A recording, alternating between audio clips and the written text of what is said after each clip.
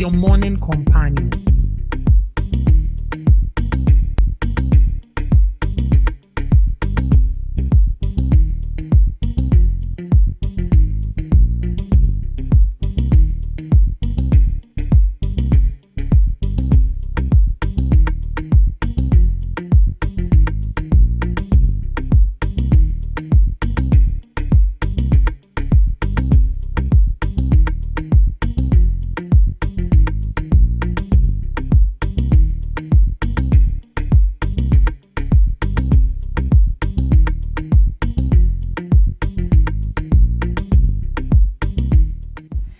It's a brand new week, and you are welcome to the GhanaTalks breakfast show right here on GhanaTalks Radio. This is the first segment of the morning show. Remember that this is your favorite online radio station you can carry along everywhere you go.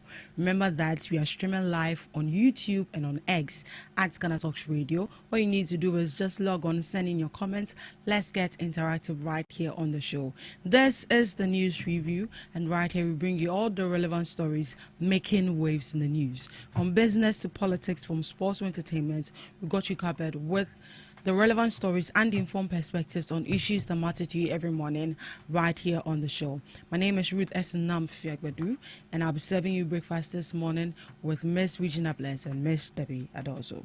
Good morning to you ladies, and you are welcome to the GhanaTalks breakfast show. Good morning. It's a brand new week. It's a beautiful morning. Yeah, it is. The grace is sufficient. Oh, we bless God for that. Did it rain this dawn? Or was my mind? It rained yesterday. It rained, yeah, it rained yesterday. Yes. It rained yesterday. And it rained the whole of Saturday too, I guess. Yeah. Hey.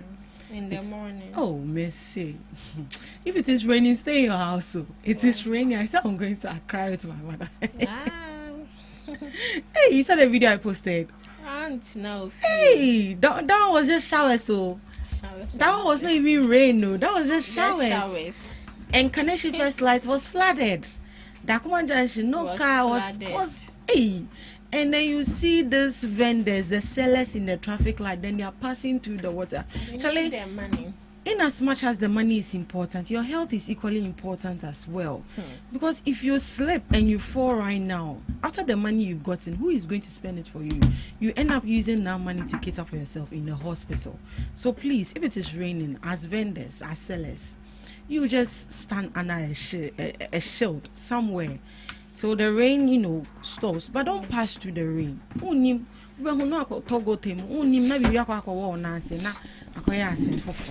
Then you come and be on social media that we should donate. Meanwhile, we could have actually prevented that. So the rain is there. There's more to come. Yeah. So be safe out there. And I miss Debbie. And yeah, no. Yeah. You need to. Right. Miss Debbie. Sorry, Miss Regina. Be safe out there. When it's raining, stay in your house. Yes, I think I'll listen to advice. When it's raining, I'll stay in my house. I'll stay in my house, ma'am. Right, let's get into the news story this morning. But before we go, there's a resignation up there. Former Chief Justice. Yeah. She has resigned. Yeah, from the Council of State. According to reports, she has not been coming for meetings for quite some time, and then they received a letter of her resigning somewhere. Is it last month or I think it's last year 2025, and finally it is out. Yeah, as to why she resigned, nobody knows. But they said right after Tokonu was removed, that was when this whole Buhara started. Well, yeah, we will find out as to why she resigned. And when we find it, we'll let you know. Right, let's get into the news story for this morning. Upon Nkrumah proposes 5-point strategy to tackle youth unemployment, the ranking member on Parliament Economy and Development Committee, Kojo Nkrumah, has proposed a 5-point strategy to address Ghana's rising youth unemployment challenge. Speaking in Parliament, Mr. Nkrumah described youth unemployment as one of Ghana's most pressing socio-economic problems and called for urgent action to create sustainable jobs for young people. According to him, recent data from the Ghana Statistical Service shows that unemployment among young people aged 15 to 24 increased from 32% in December 2024 to 32.5% in the third quarter of 2025. He also noted that nearly 2 million young Ghanaians are currently not in education, employment, or training, while unemployment remains particularly high among young people in the Greater Accra region. Mr. Oponkum argued that Ghana must move beyond political promises and focus on practical, measurable programs that create decent and sustainable jobs. Here are the 5-point strategy he outlined. 1. Publish job creation scorecards. He proposed that all government employment programs should be assessed using clear performance indicators such as the number of jobs created, cost per job, placement rates, and employment retention. Secondly, separate skills training from job creation. According to him, training programs alone are not enough if beneficiaries are unable to secure jobs after acquiring the skills. Third, increase private sector participation. He called for greater involvement of private investors in job creation, with government focusing on creating an enabling environment and reducing investment risks. 4. Strengthen apprenticeship programs. Mr. Oponkroma suggested making apprenticeship schemes a key pillar of the national employment strategy through certification, employer support, and clear pathways to jobs or entrepreneurship. 5. Establish a labor market information system. He recommended creating a reliable national database to provide information on job vacancies, skill shortages, and labor market demands to guide policy making and employment planning. The MP believes these measures will improve accountability, enhance workforce development, and create more employment opportunities for Ghana's growing youth population. Ms. Debbie, do you agree with the 5 points he has outlined? Do you want me to hit on them again? Establish a labor market information system, strengthen apprenticeship programs, separate skills training from job creation, and lastly, publish job creation scorecards. Yeah, I do agree with him. And when you look at our educational system, we are more focused on theory than practical. And then when you are done, it's kind of difficult for you to get employed. Gone are the days where people were being encouraged to go to school because the governments have realized that we have the buildings, but we don't get people to admit or students to admit, because they still have this mindset that you make more money when you're on farm or when you're on grounds working more than you be in the classroom. But in the 21st century, things has really changed. Everybody wants to be in the classroom. Everybody wants to learn. Because if education is not key and if education is not that significant, I think we all wouldn't have been in school. But because we knew that education is very important, I mean, for the rest of your life, this is something that is going to sustain you till maybe you are called home by God. So you get it. So imagine you completing school and then you don't get anything to do. It's kind of frustrating. Mm-hmm. You ask yourself, have you wasted your life in school, your years, your time, your energy, and all that? I came across a post where somebody wrote that she's still not employed and she's trying to figure out what she wants to do with her life. So you get it. These are people who graduated from school with the notion that they want to get employed. But sometimes I feel it's not as if we don't have the work. The work is there, but these works are being occupied even before you get in there. Because imagine I work there and then there is a vacancy and then my younger sibling is into that area. They end up doing connection and all stuff. And by the time you get there, the job is already taken. And then we have people in their 90s, 80s, 60s who needs to resign. They are also not resigning. And so it makes it so difficult. So with what he is saying, it's true. I want to base on attaching practical to whatever we learn out there. Now, I don't know whether you heard Minister of Health, Kwabena Mensah Kando, yesterday. Yeah. He said they want to reduce admission of students so that they can focus on recruiting more students. And I was like, look at all this. They should reduce admitting students into the health sector. Why not we rather focus on just like he said, partner with these private institutions, build more hospitals.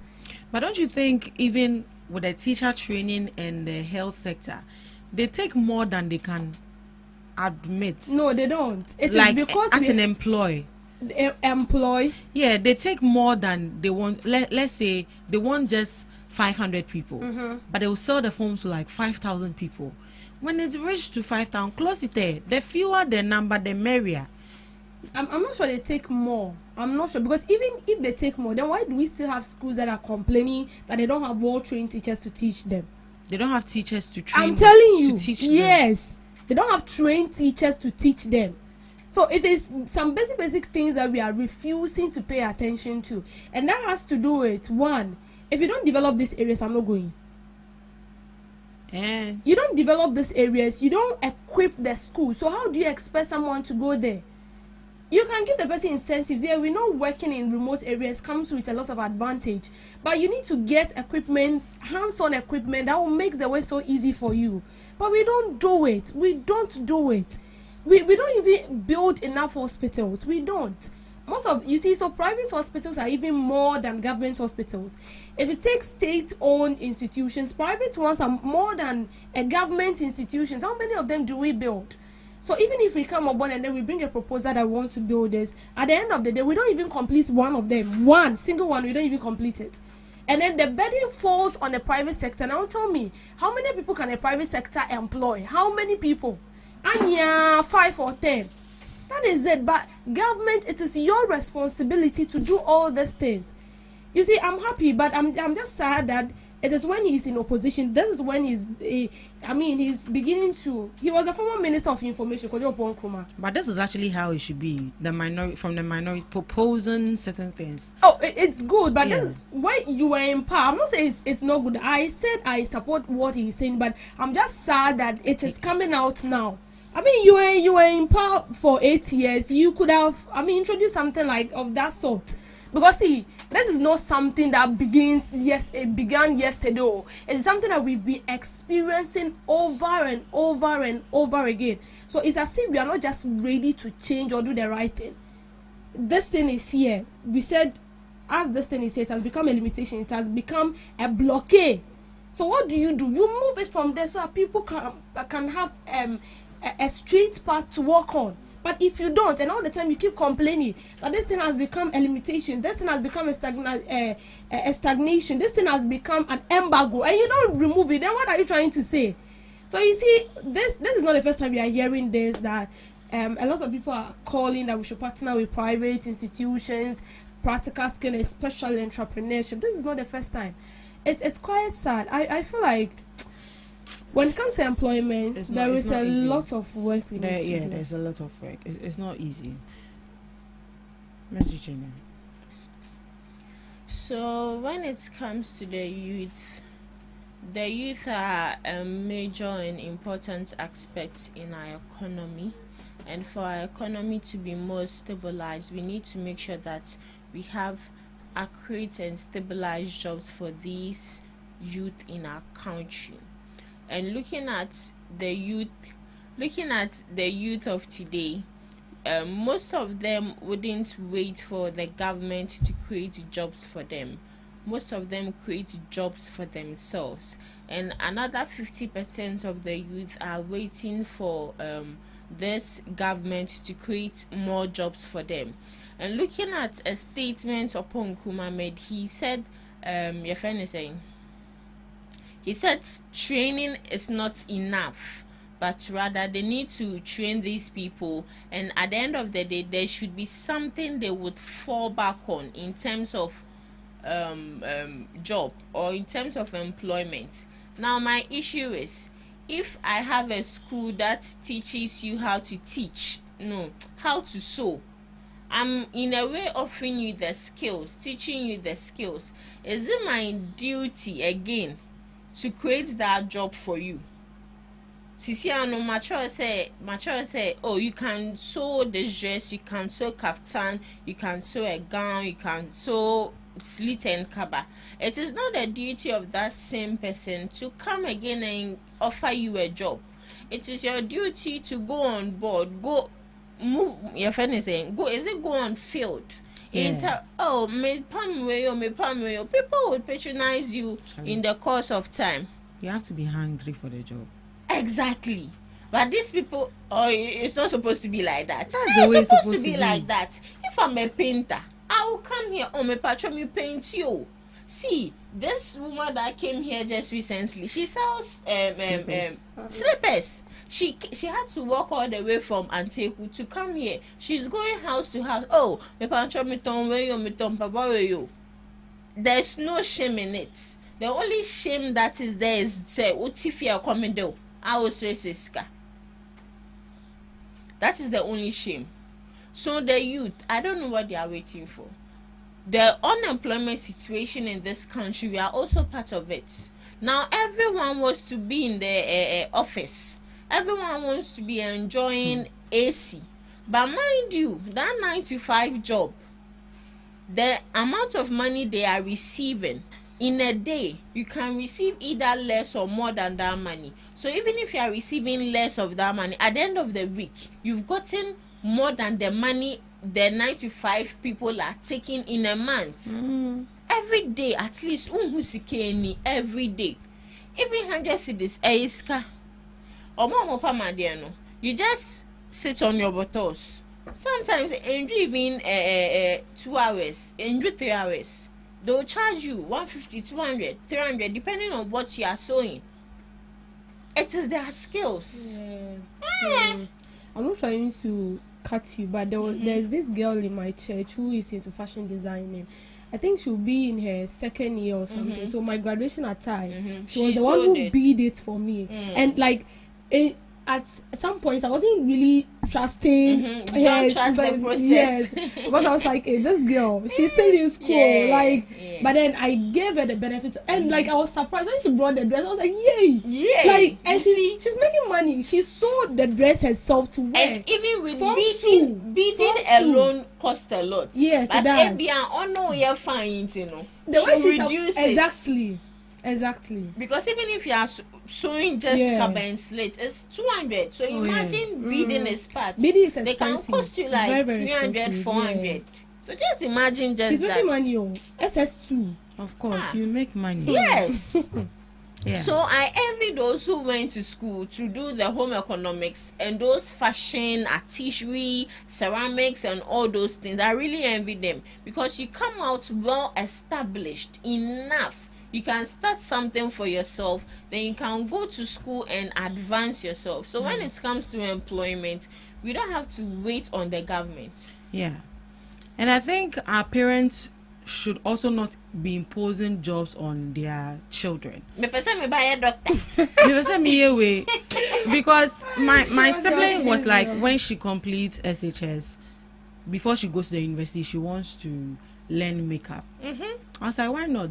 I will sponsor you. So you just finish the school and come. Yeah. Then you see another parent will be like, Debbie, say Juma, go and see how much money people are making in the university just for braiding their colleagues' hair and their makeup and those things. Charlie, allow the children to be what they want to be. It's not that the white collar job is the only job we have. The informal job are also there. So please, parents, we beg, if the child say he wants to do this, allow the child to learn the skill, and if possible you can push her to also go into corporates. That is if she wants to. So our parents are also part of the unemployment rate we are experiencing in our country. But to add to what you are saying, to our parents also, they need to understand that the world is advanced now. You can't rely on just one job. I had a friend who wanted to do mechanic, but no parents were so surgeon. Now, surgeon is a good thing. Magana surgeon. It's a good thing. You can even travel the world. So the parents at a point had to cut him off because his main focus was mechanic. So because he has to get financial support, not mechanic no low key, but still going to the school, and it was stressing. But at the end of the day, he was able to do it. Now he has the big auto mechanic shops when you go to Accra, very big. And people just imagine the number of cars that come each and every day. Spray me, come, mommy, yes, say, mommy. And I'm sure that will even fetch him more money. More money. Job. Yeah. More money. So our parents are also playing a role, so watch out. New Labour bill unnecessary, focus on enforcing existing laws. Labour analyst Austin Gim has questioned the need for a new Labour Act, arguing that Ghana's current Labour laws already contain the necessary provisions to address workplace relations and emerging employment challenges. His comments follow an announcement by President John Dramani Mahama that government is nearing completion of a new Labour bill designed to modernize Ghana's labour framework and respond to changing trends in the world of work. What does the new Labour bill seek to do?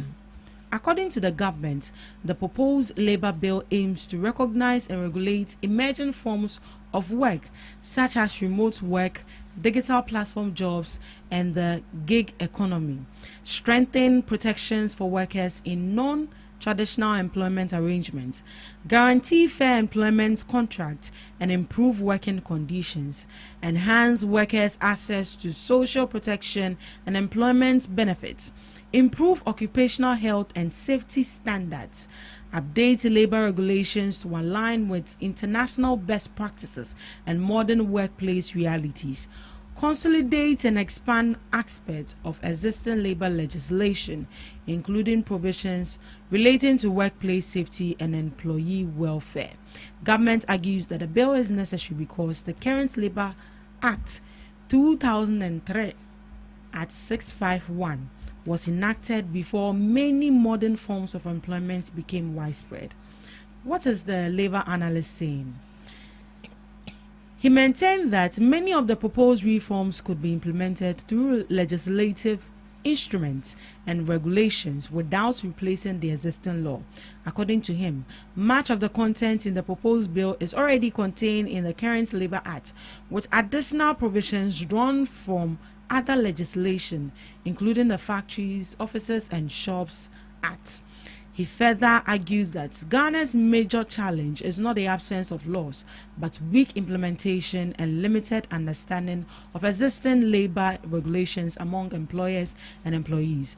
Mr. Gemi cautioned that introducing a new law could create additional compliance and implementation difficulties when many stakeholders are still struggling to effectively apply the current legal framework. His comments add to the ongoing debate over whether Ghana requires a completely new Labour Act or stronger enforcement of existing labour laws to address modern workplace challenges.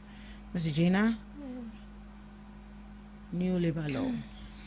Okay, so I think it's just like the Constitution, reviewing it, because we are modernized at this point, and looking at certain things that was done in the 90s, that is not the same thing that is being implemented now, so it needs reviewing and revision.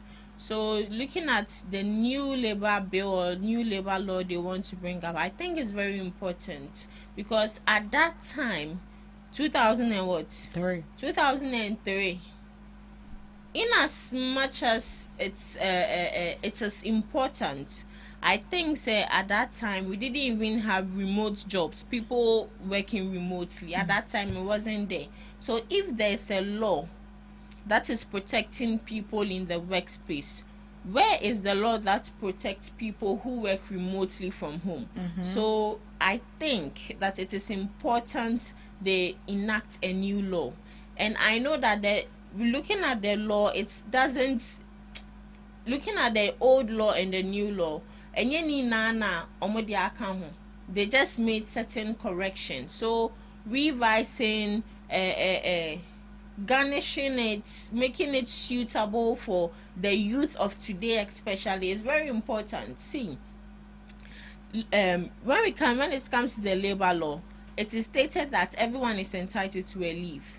Some organizations don't obey that. No. And in fact, all the labor law na woman, most of the organizations do not even follow 1%. 1%. The only thing they will say is, it is my job, it is my work, I run it how I want it. If you don't want it, leave it and go. And even with that statement is another abuse, and that abuse itself is against the labor law, because there is a law that protects the workers' mental health, their emotional health. There's a law that protects us from it.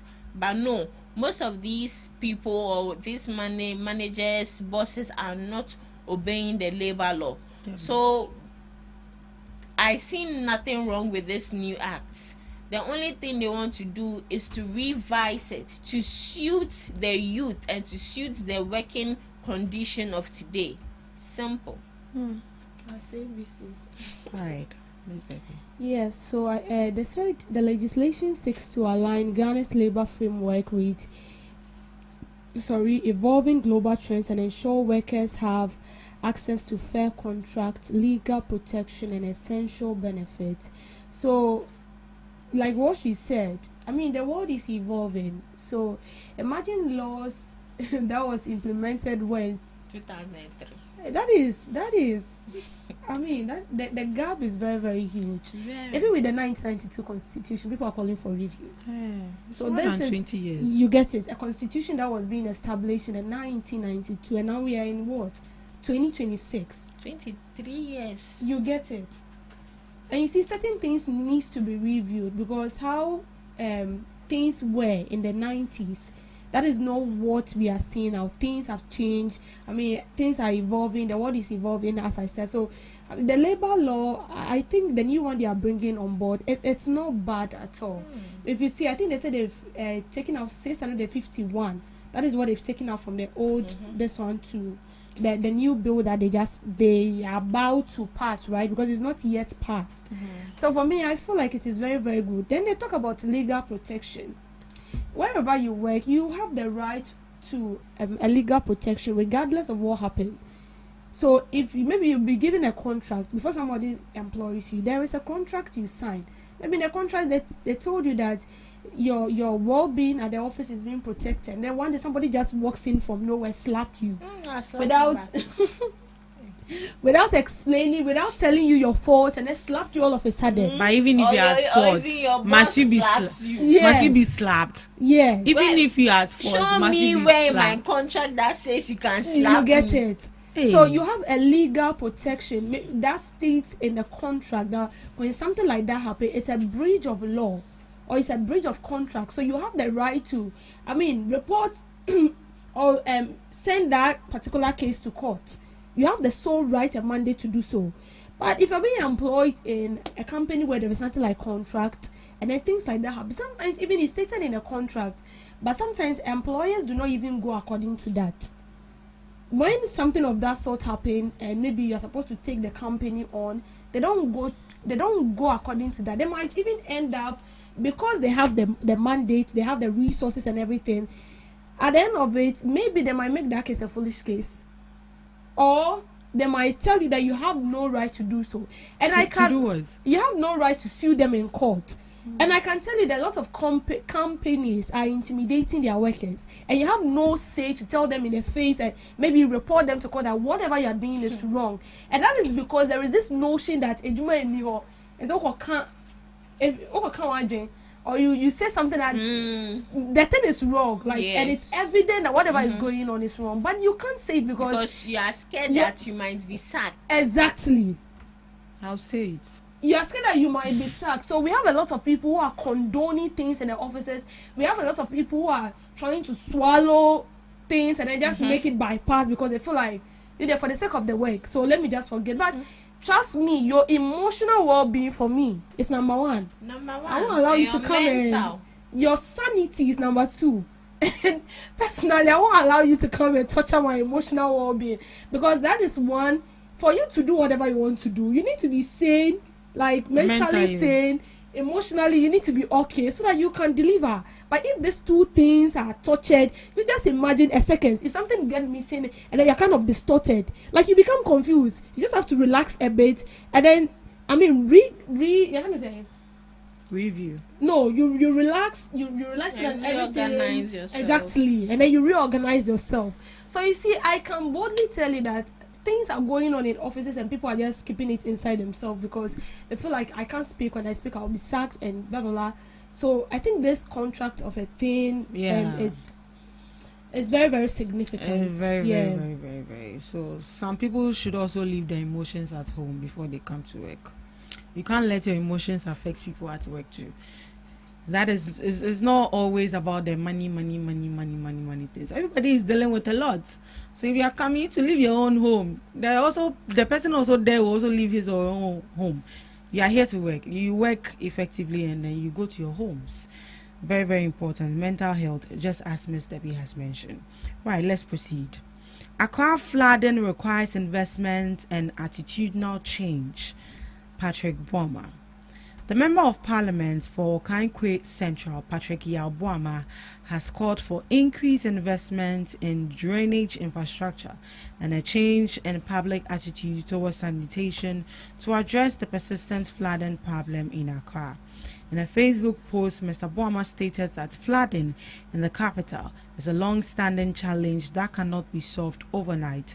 According to him, tackling the issue will require careful planning, significant financial investment, and greater public responsibility.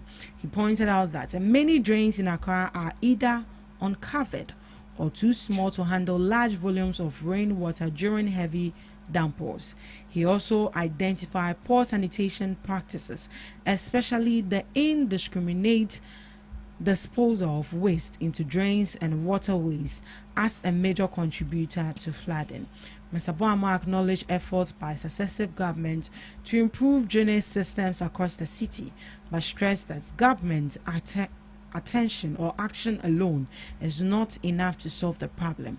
According to him, residents must also adopt responsible sanitation habits and stop dumping refuse into drains if Accra is to achieve a lasting solution to flooding.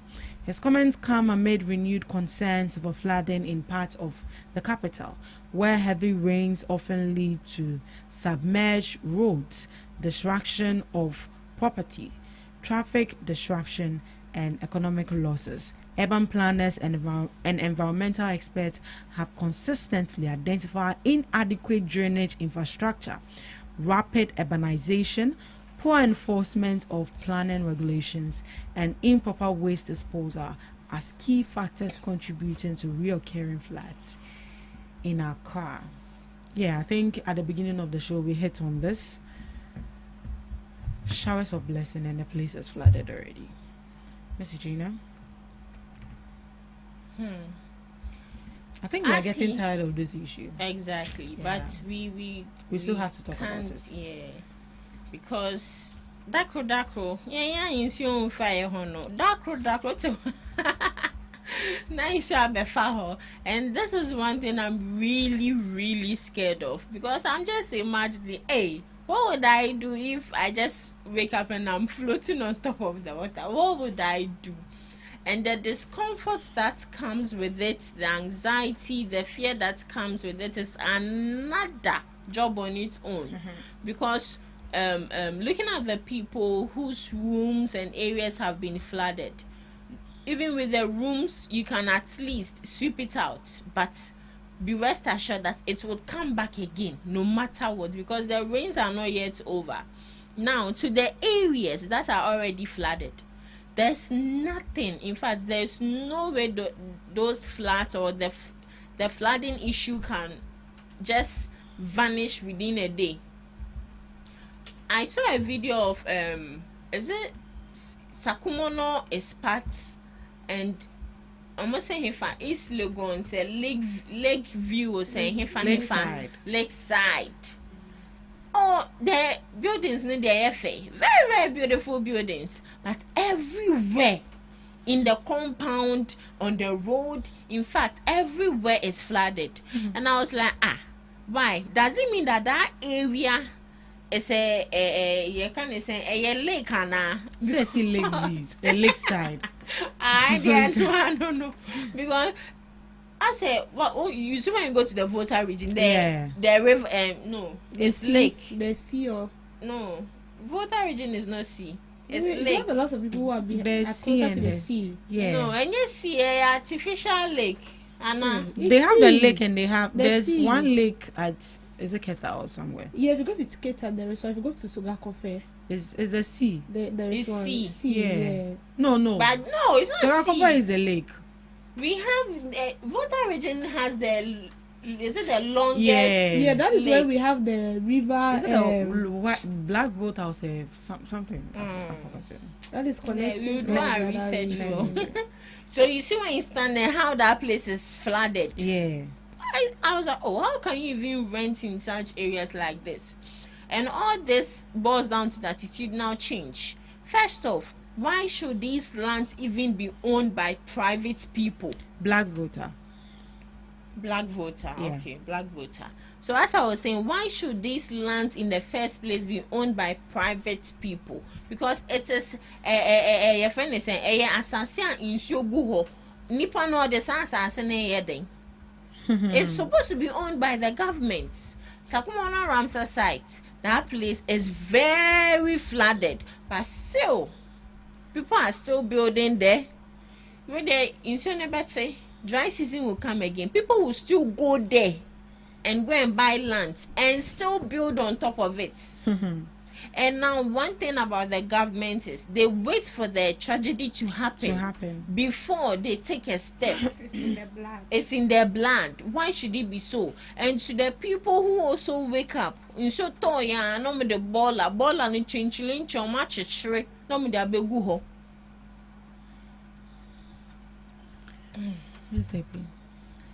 I think this flooding issue for me boils down to our attitude as humans. I see no reason why a sane human, a mentally stable person, will have to dispose refuse in gutters. Now, for the past few months, from last month to this month, there's been something that is going on in my area that has become like a headache. From Wager to Makati, it's always traffic jam. It's always congested because this Bola vehicles that dispose refuse, they have a particular site at Makati, the downside where they dispose this refuse, and I learned that place is full.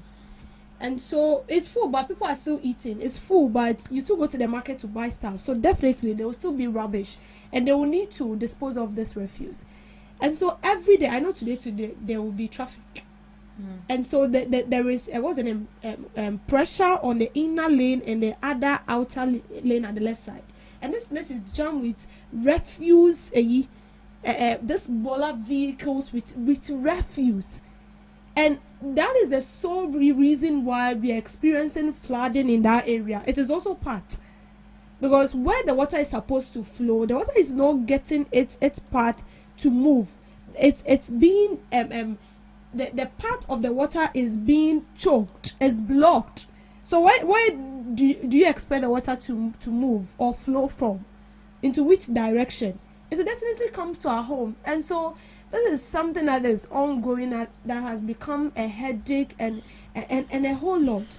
So I feel like we don't also have a major dumping site where we know that maybe this site is where we dump our refuse. It looks as if every municipality has a dumping site where they dispose all refuse. But then I feel if we have a recycling company that can even recycle some of this refuse that we dispose of, I feel like it can minimize this whole issue. But we don't really have. We have the companies, but how many are they? You see, so I feel like this whole issue, aside we not working on our attitude, and also the other thing has to do with selling waterland, what's the name? Selling waterlogged areas to developers to build on, and that is why we find ourselves where we are today. A waterlogged area is being sold out, and because it's less expensive, yes, so we will go and buy that particular land, and then when it becomes hitting hard at us, then we keep calling on the government. I don't know what we want the government to do. So I feel like for us to fix this issue, attitudinal change is one that we need to pay much attention to, and one has to do with the government has to enforce the laws. The government needs to be very, very strict. Yeah. If not, then we are just wasting our time. Right, attitudinal change. Thank you so much for joining us on the news review. Up next, we have Today in History with Miss Regina Bless.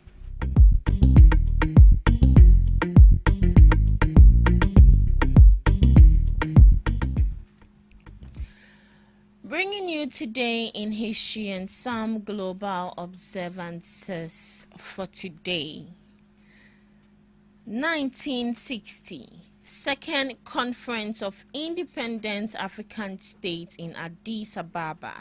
The Second Conference of Independent African States was a historic Pan-African gathering held in Addis Ababa, Ethiopia from June 14th to June 24th. Coming 2 years after the first conference in Accra, it expanded participation to 16 independent nations and laid the groundwork for continental decolonization, racial equality, and economic unity. Moving on, Ethiopia passed a landmark resolution calling for sweeping sanctions against apartheid South Africa. Sweeping sanctions were a crucial component of the global effort to dismantle apartheid in South Africa. The movement successfully pushed for comprehensive international isolation of the apartheid government. 1776, Delaware declares independence.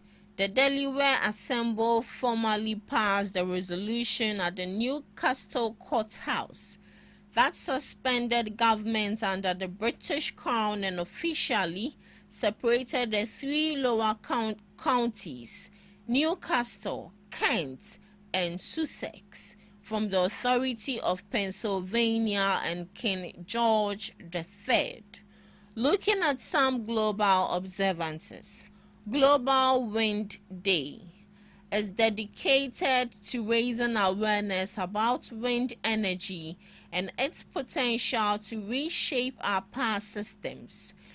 It highlights how wind power combats climate change, drives economic growth, and provides clean electricity for communities worldwide.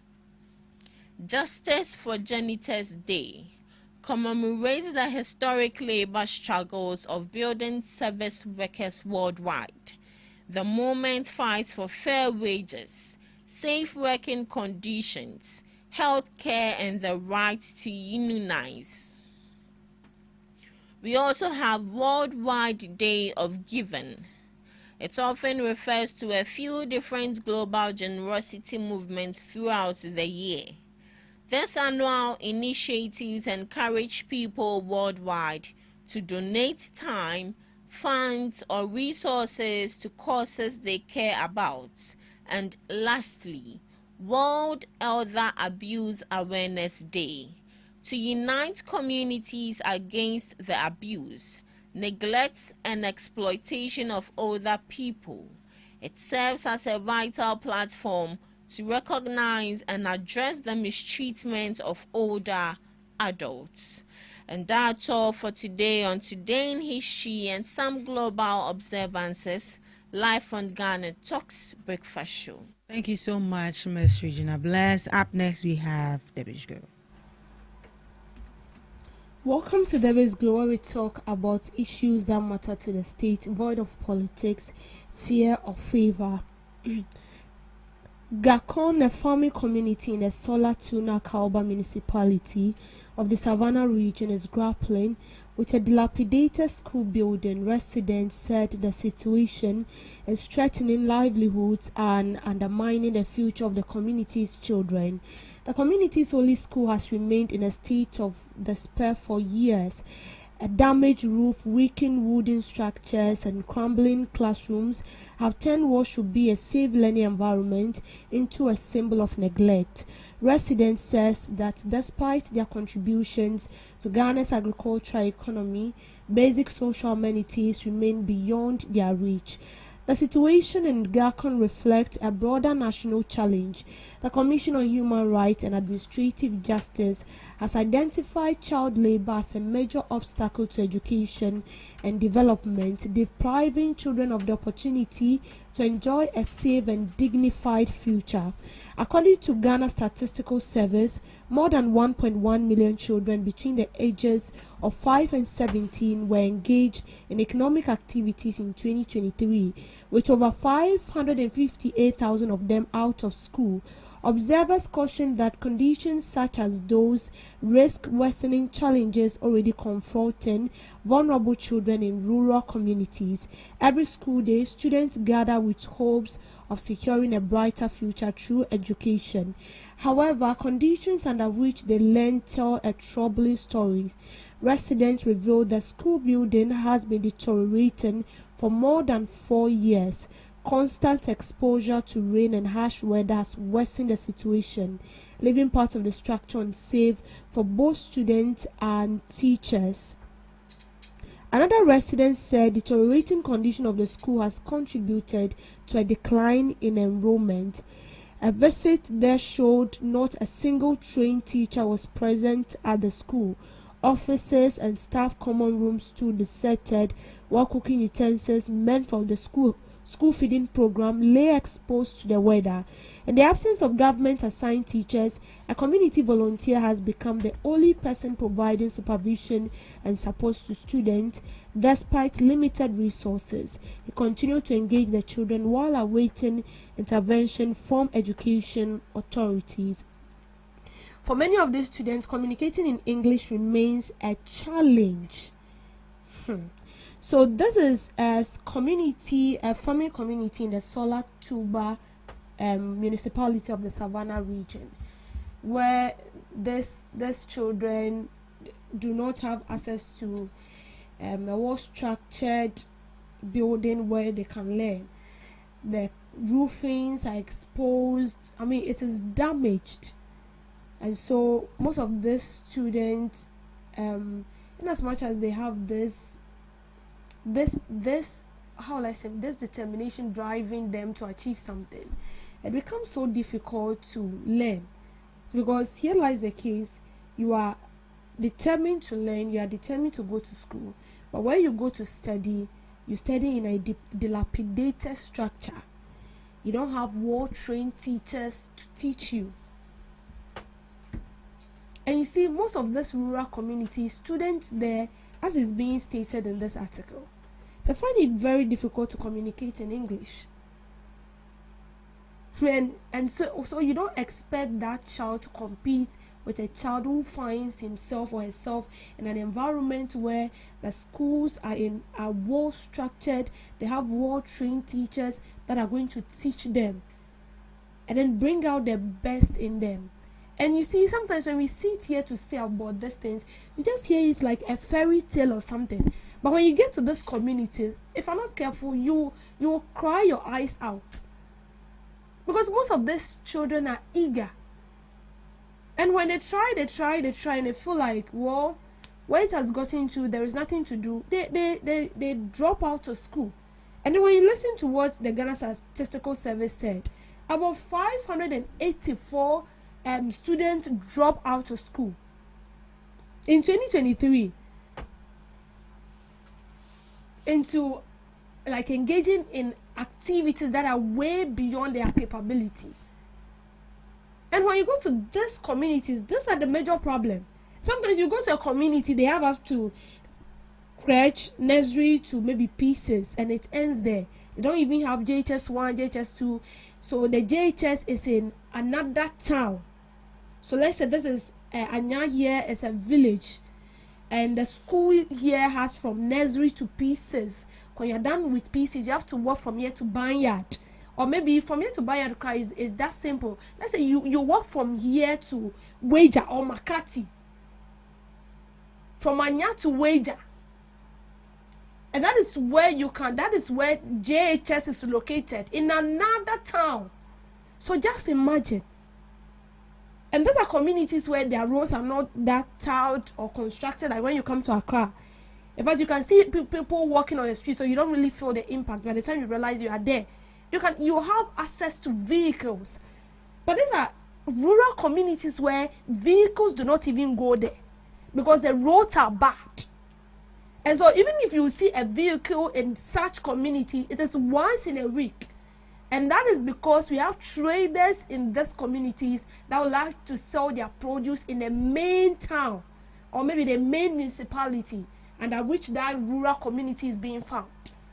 And so you see vehicles coming into that community once a week. This should tell you how serious it is. And you see, I'm sad because we have teachers who are done with school. They are not employed. They want to be employed. They are not employed. You see, a lot of teachers would love to go into these rural communities to teach these students. But how do you teach these students when even where you ought to sit to teach these students is not safe? It's a death trap.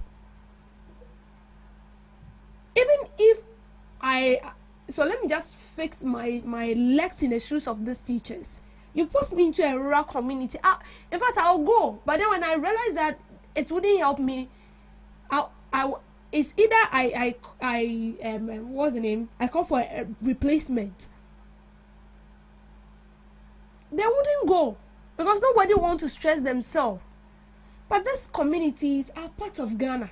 They vote. And the most serious aspect is that when it's time for election, we will see our leaders finding their way to those remote communities to convince these people to vote for them. And after they've casted their vote, they are being left to their own fate. They don't even care. It's as if like they've been deserted from real humans or real community. And no one cares about these children.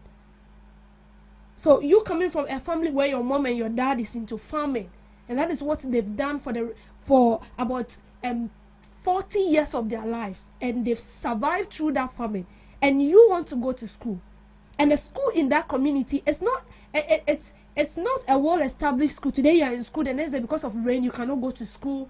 There is no well-trained teacher. It is a volunteer, someone who is not well-trained. So this can equally be an SHS leaver who have volunteered himself to teach, or a JHS leaver, because they need someone to teach these students. There was a time I spoke about similar incidents where a teacher, a volunteer in a community was teaching the students, and then he was saying something that was false, and then the students were repeating after him. And you see, it's sad. Most of the students, they are naive. They are now learning. Like it's a step-by-step process. So if we don't count these communities as part of Ghana, then what at all are we doing? What at all are we doing? They are part of this country. And that is why I always say that to employ these teachers or to employ this graduates who are still in the house, we need to do the right thing. Else, you see the pressure in Accra. It will continue like that. Everybody wants to be in Accra because they've seen nice school buildings here. There are equipment where they can teach the student. There is nothing like stress or whatever. So everybody wants to be in Accra. But imagine these communities, the schools in these communities are well built, and the schools are being provided with the needed equipment to teach.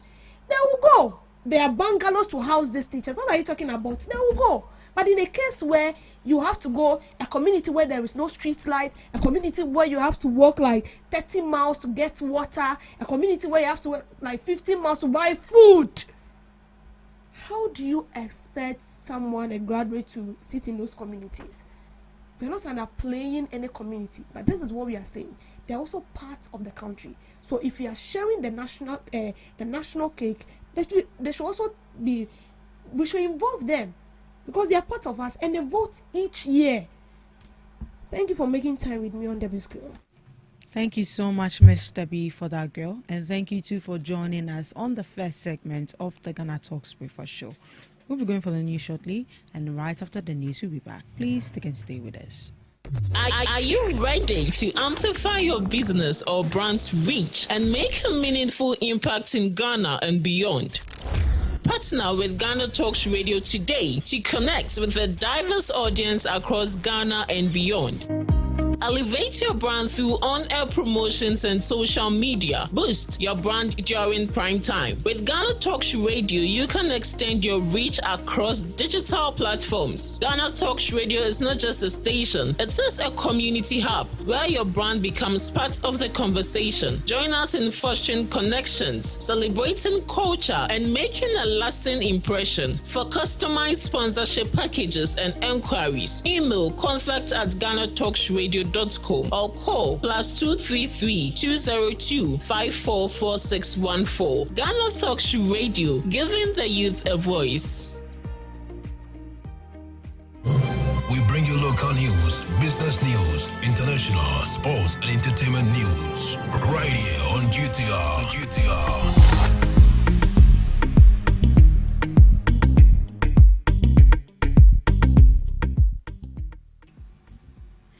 Hello, good morning and welcome to the morning news update on GhanaTalks Radio.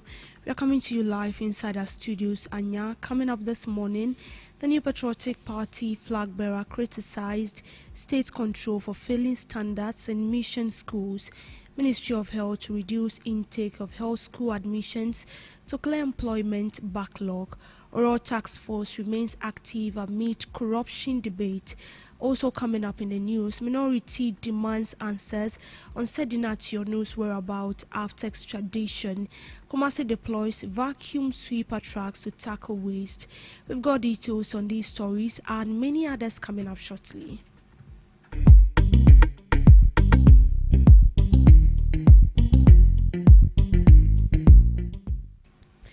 To our first story, flag bearer for the New Patriotic Party, Dr. Mahmoud Bawumia, has blamed the successive state interference for the decline in academic and moral standards at mission schools. Speaking during a visit to the Christian Council of Ghana, Dr. Bawumia said the centralization of mission schools by government over the years had weakened the role of churches in discipline, values information and infrastructural development.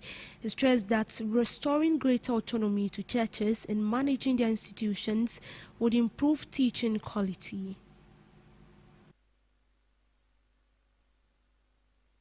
Discussing this morning how some of the standards have fallen in some of the schools, that which were the mission schools, they fall in the standards, and I was asking the question, how come we didn't maintain these standards? Very, very sad. I mean, my mother went to Wesley Girls, and the standards were also very, very, very high. These are some of the best schools. The mission schools have produced some of the best schools in our country. Unfortunately, we interfered in their management. And as we always say, when something is not broken, don't try to fix it. Excellence should have been, the centers of excellence should have been maintained, and the formula which made them centers of excellence should have been maintained. Unfortunately, we did not maintain them, and we are paying a price for it. But we will talk more about that. I think you need to get more interested in education in these schools again. So I believe that this contribution is across various segments, and I salute the Christian Council of Ghana. I salute you 100 times. I salute you for what you have done for this country. And that was from Dr. Mahmoud Bawumia, flag bearer for the New Patriotic Party. Government is considering a reduction to admit health training institutions as part of measures to address the growing backlog of unemployed health graduates. The Minister of Health disclosed this while briefing Parliament and stakeholders on the human resource challenges in the health sector. According to Honorable Minta Kando, health practitioners completing training each year currently outpaces government's capacity to recruit and postgraduate. Reducing admissions, is said, would help align graduate output with available vacancies and national budget capacity while protecting the quality of training. Our admissions into our nursing training campuses. What's the point if we are training more and we cannot recruit them?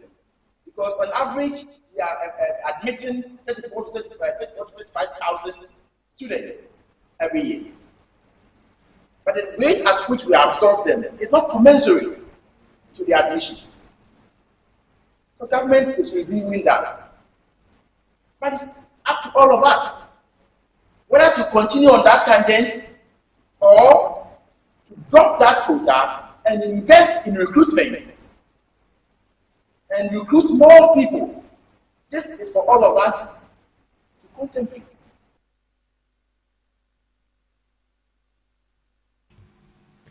NDC communication team member Hamza Suyini has reaffirmed the activeness of government's accountability and anti-corruption agenda. In an interview, he explained that the Operation Recover All Loot task force is in progress, noting that thorough investigations and local procedures takes time to deliver. The comment follows public debate over the pace of asset recovery efforts and prosecutions linked to alleged state financial losses. Agenda of pursuit of accountability is one still rooted in the oral drive. And I listen to the MPP and their communicators attempt to ridicule government's oral agenda. And they say that, oh, you have been in office for 1 year, 6 months, what have you achieved? And it appears that the oral is dead, oral is going nowhere.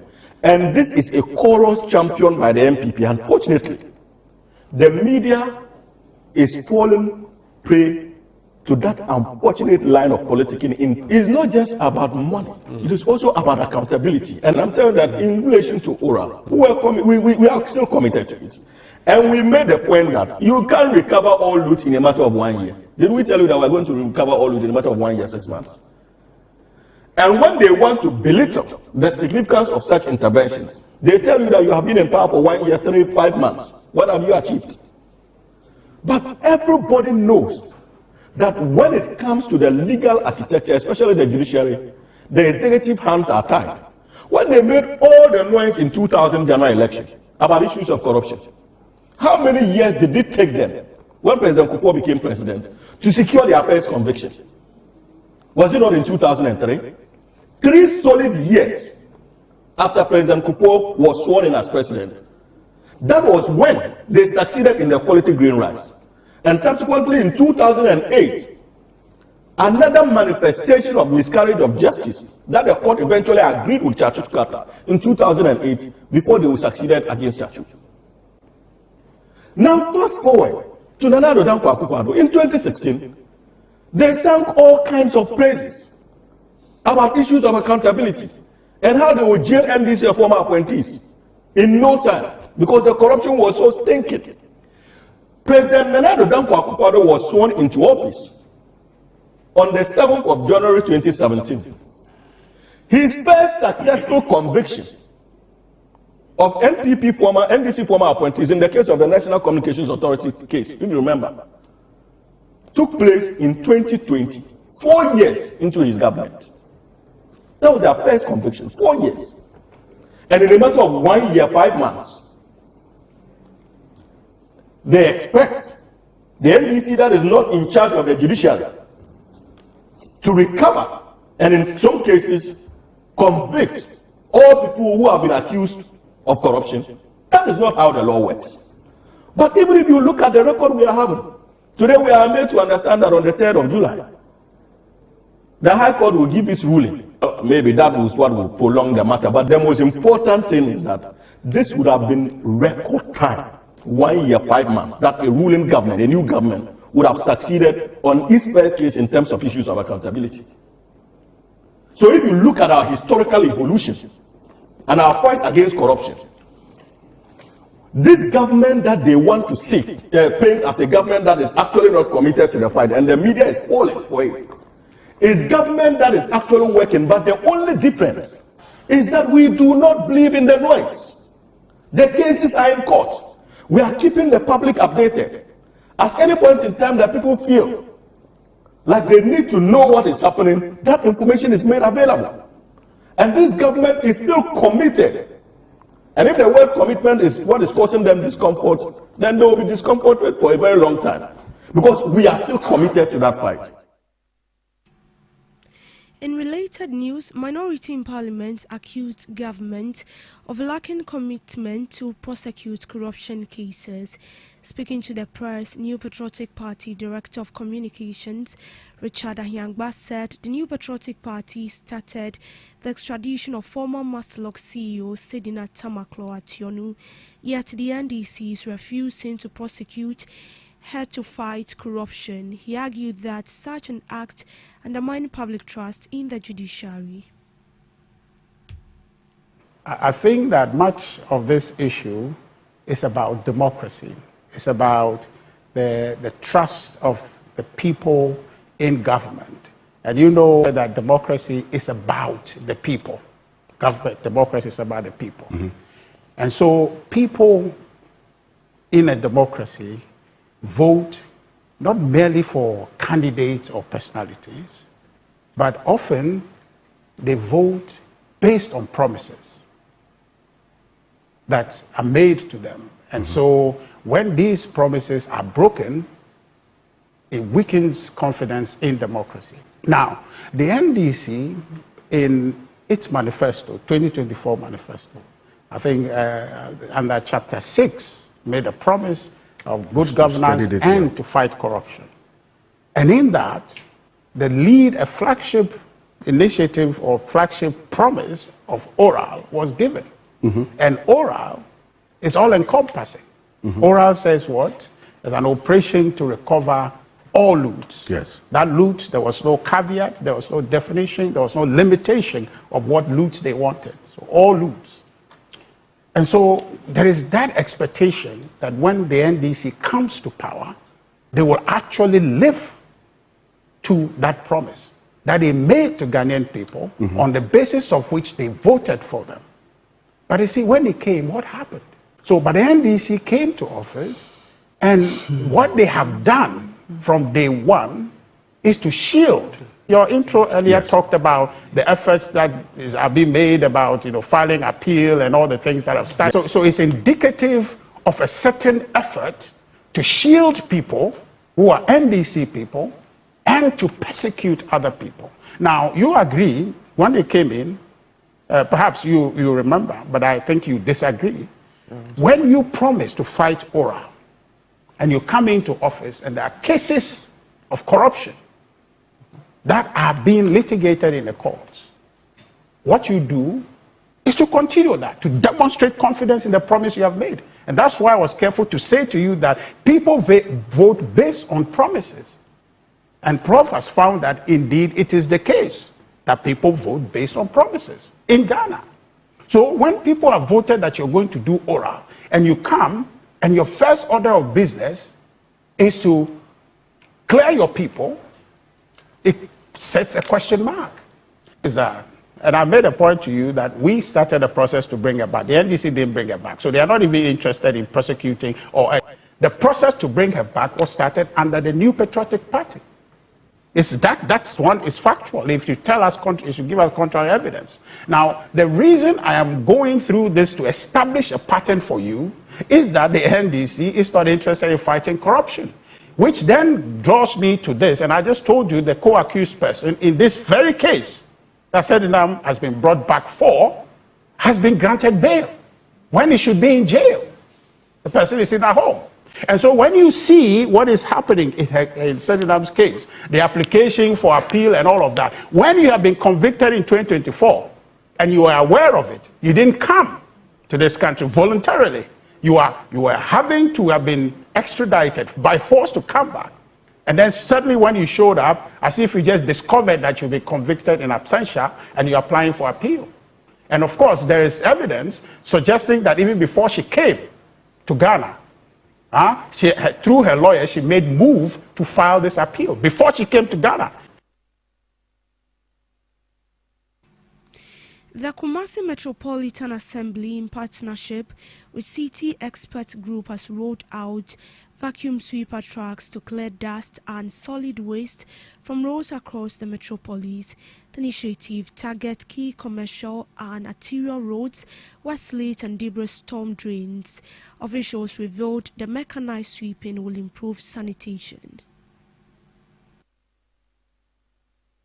Oh, machine again, Aqua, and the Tia walk one, and no, a second one.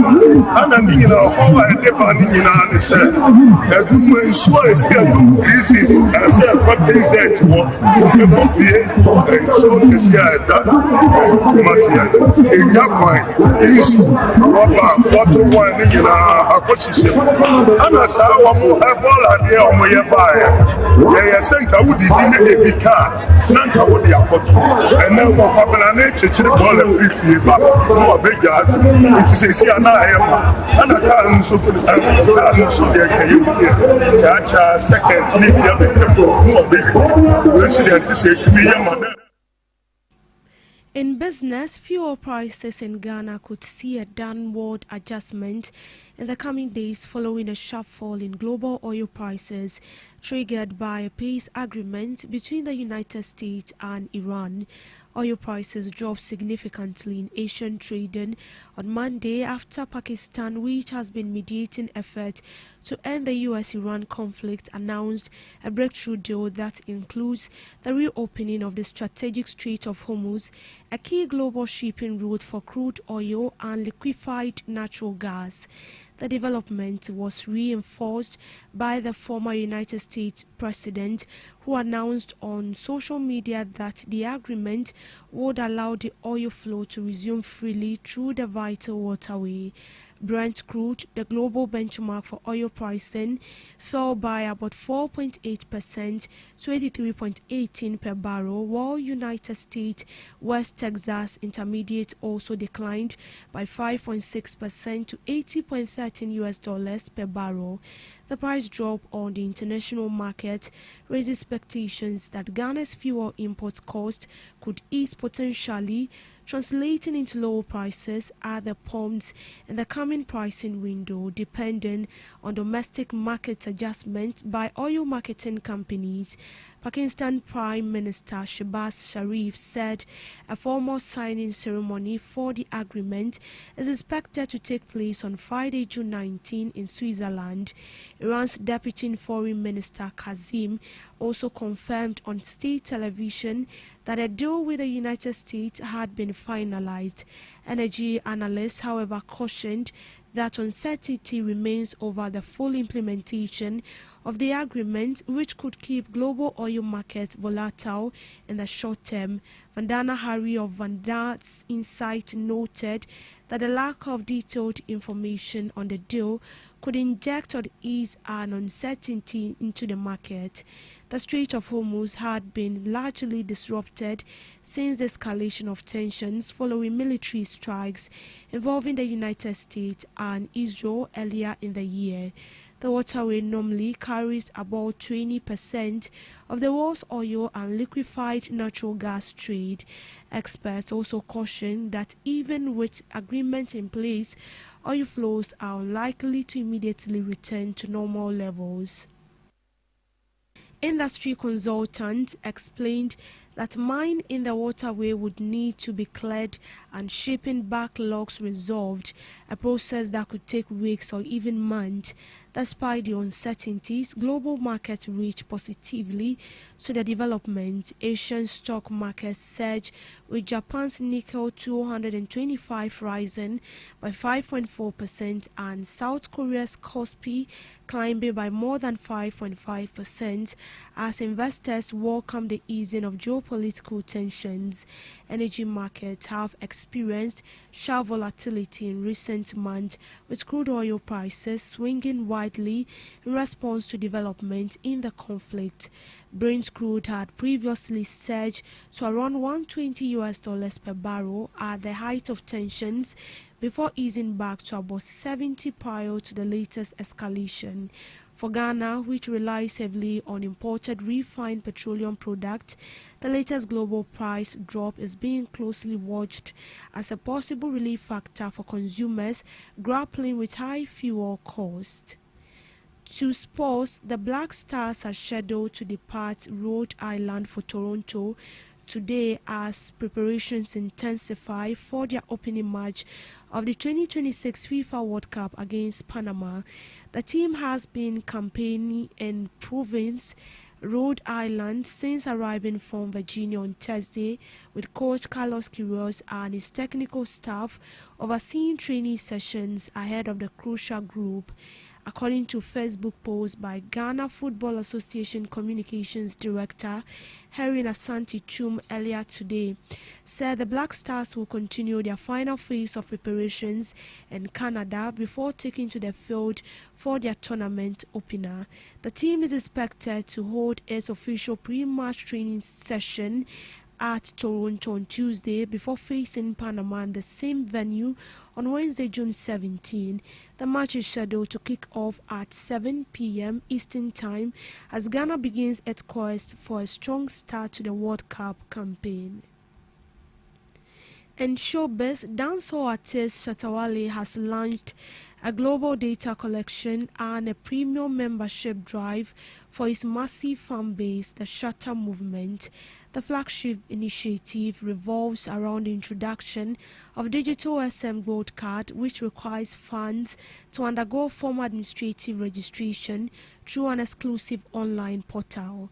By shifting the movement away from informal social media fan clubs, the award-winning musicians aim to establish a verified, structured global database capable of backing high-value corporate partnerships and executing large-scale humanitarian development. Announcing the launch to millions of followers across his digital network, Shatta Wale affirmed his readiness to officialize the movement. The premium SM Gold Card is being distributed on a strictly limited membership basis at an accessible rate of 100 Ghana cedis per user. On some global updates, the United States has allocated more than $200 million towards effort to combat the Ebola outbreak affecting the Democratic Republic of Congo and Uganda, reinforcing its position as the largest contributor to the ongoing emergency response in Africa. Speaking at a ceremony in Accra to mark the 250th anniversary of the United States independence, the charge d'affaires of the United States Embassy, Rolf Oslon, said the funding forms part of a broader international effort to halt the spread of deadly virus and strengthen disease surveillance systems across affected regions. He explained that substantial portion of the support is being directed towards screening and detection measures at airport and border entry points aimed at preventing infections from crossing into neighboring countries and escalating the health crisis. As concerns grow over the outbreak in both DR Congo and Uganda, government, health agencies and humanitarian organizations have intensified coordinated interventions worth hundreds of millions of dollars to contain the disease and protect vulnerable populations. According to information released by United States Department of State, network of international partners, healthcare professionals, and volunteers working across national borders to improve surveillance, treatment, and response efforts in affected communities. In DR Congo, United States-backed organization FHI 360 has supported local authorities by enhancing laboratory testing capabilities training laboratory personnel and facilitating the transportation of samples for analysis. The initiative has also helped expand the capacity of the country's national laboratory system to improve disease detection and monitoring. Health experts described Ebola as a severe viral illness that can lead to serious complications and death.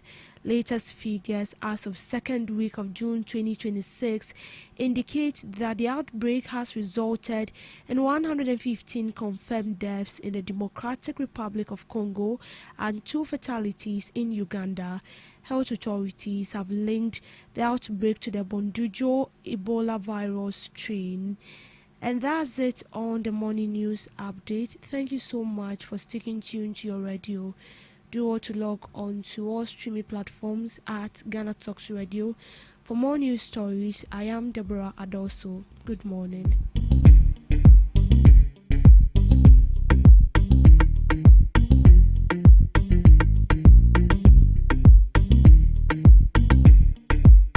Are you ready to amplify your business or brand's reach and make a meaningful impact in Ghana and beyond?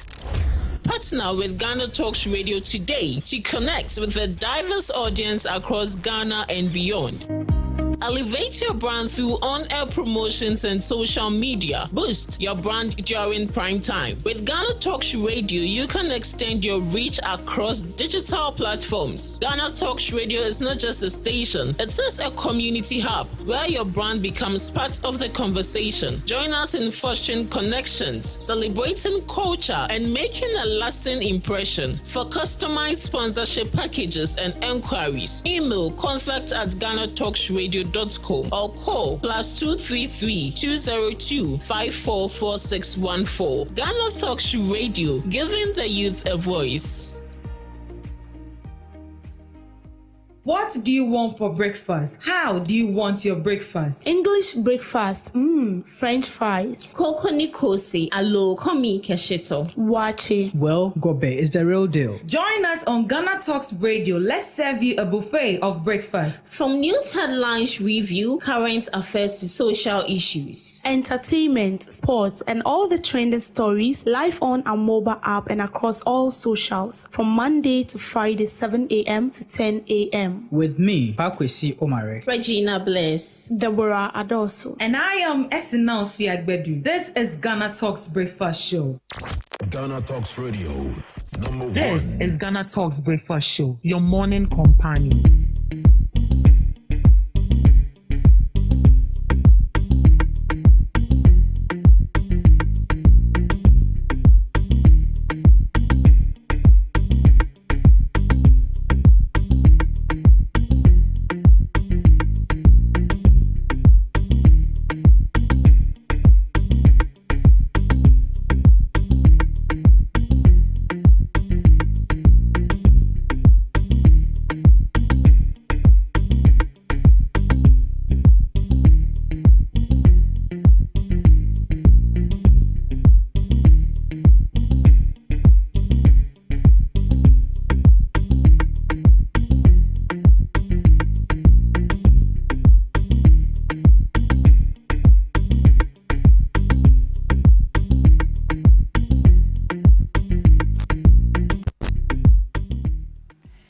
Good morning to you once again, and you are welcome to the GhanaTalks Breakfast Show, your morning companion. This is your favorite online radio station.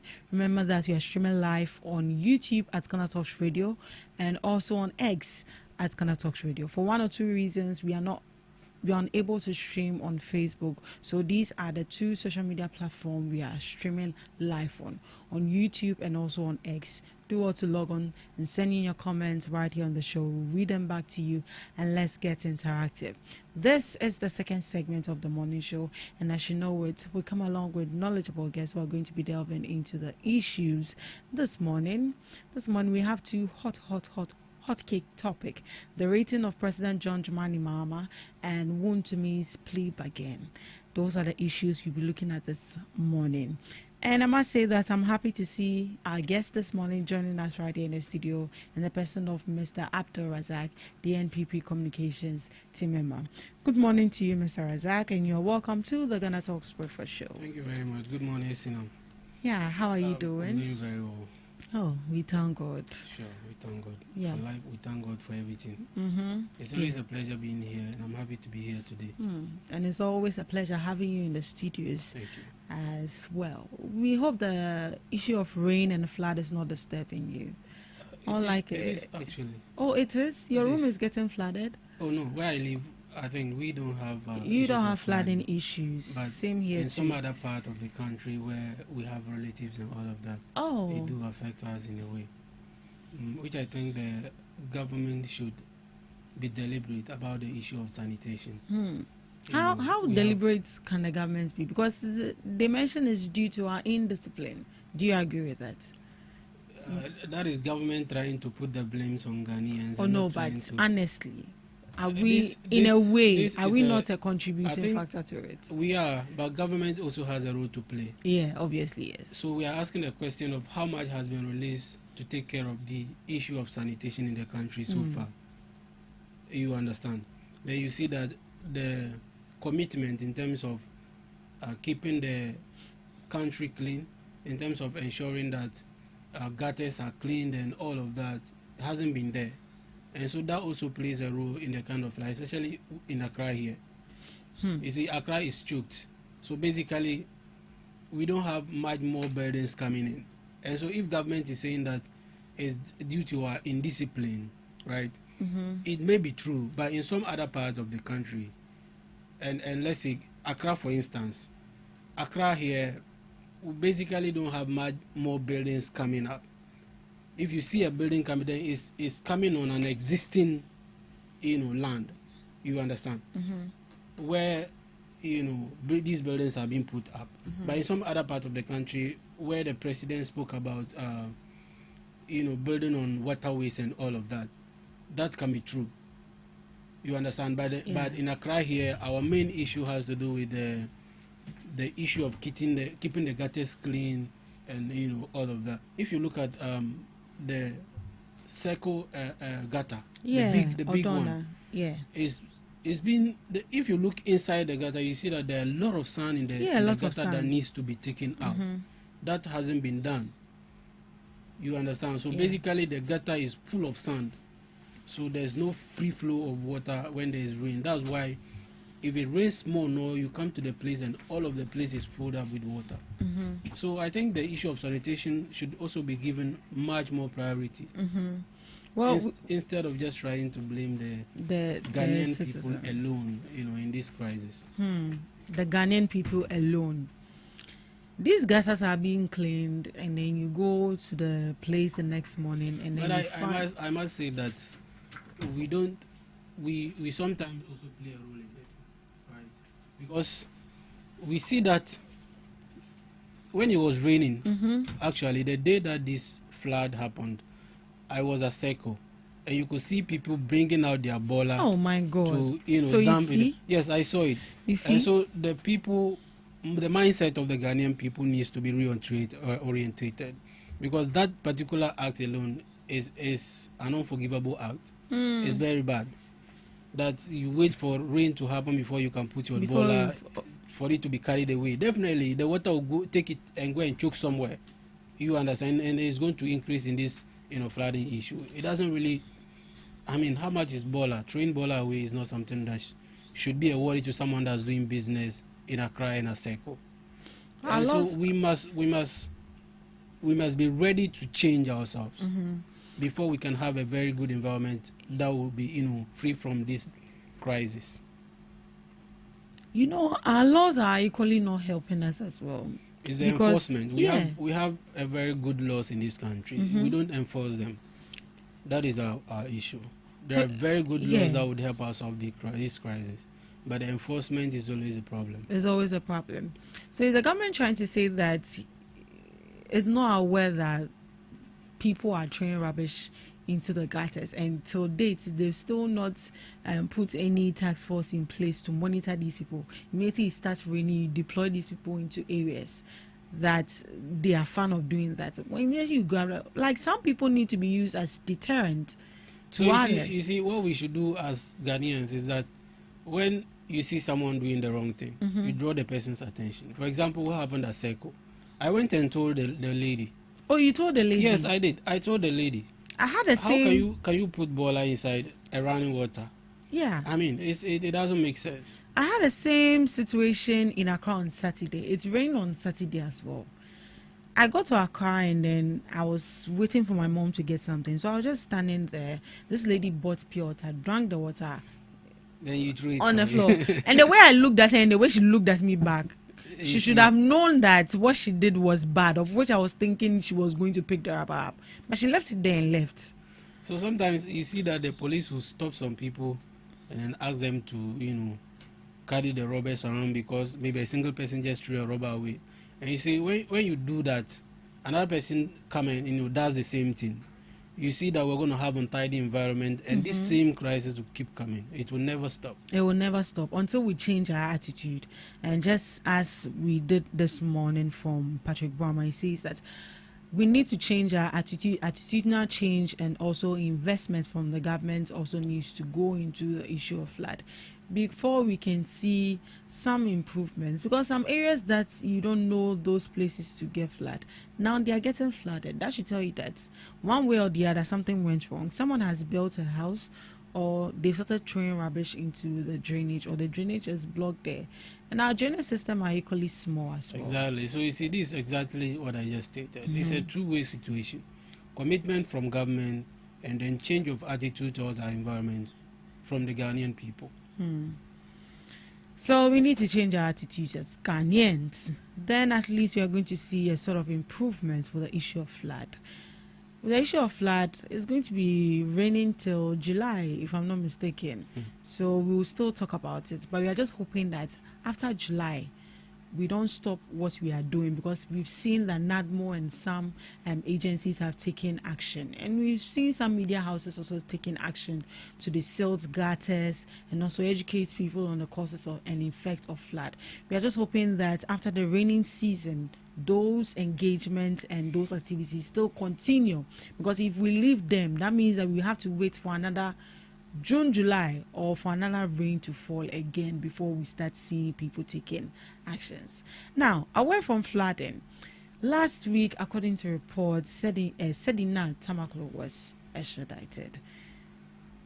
Do you believe she's going to serve her jail term? Thank you very much. I think the extradition of Sedina Tamaklo is going to be a test on the integrity of the government. On the commitment of the government towards fighting corruption. On the issue of whether or not the government is really interested in prosecuting perpetrators of crime.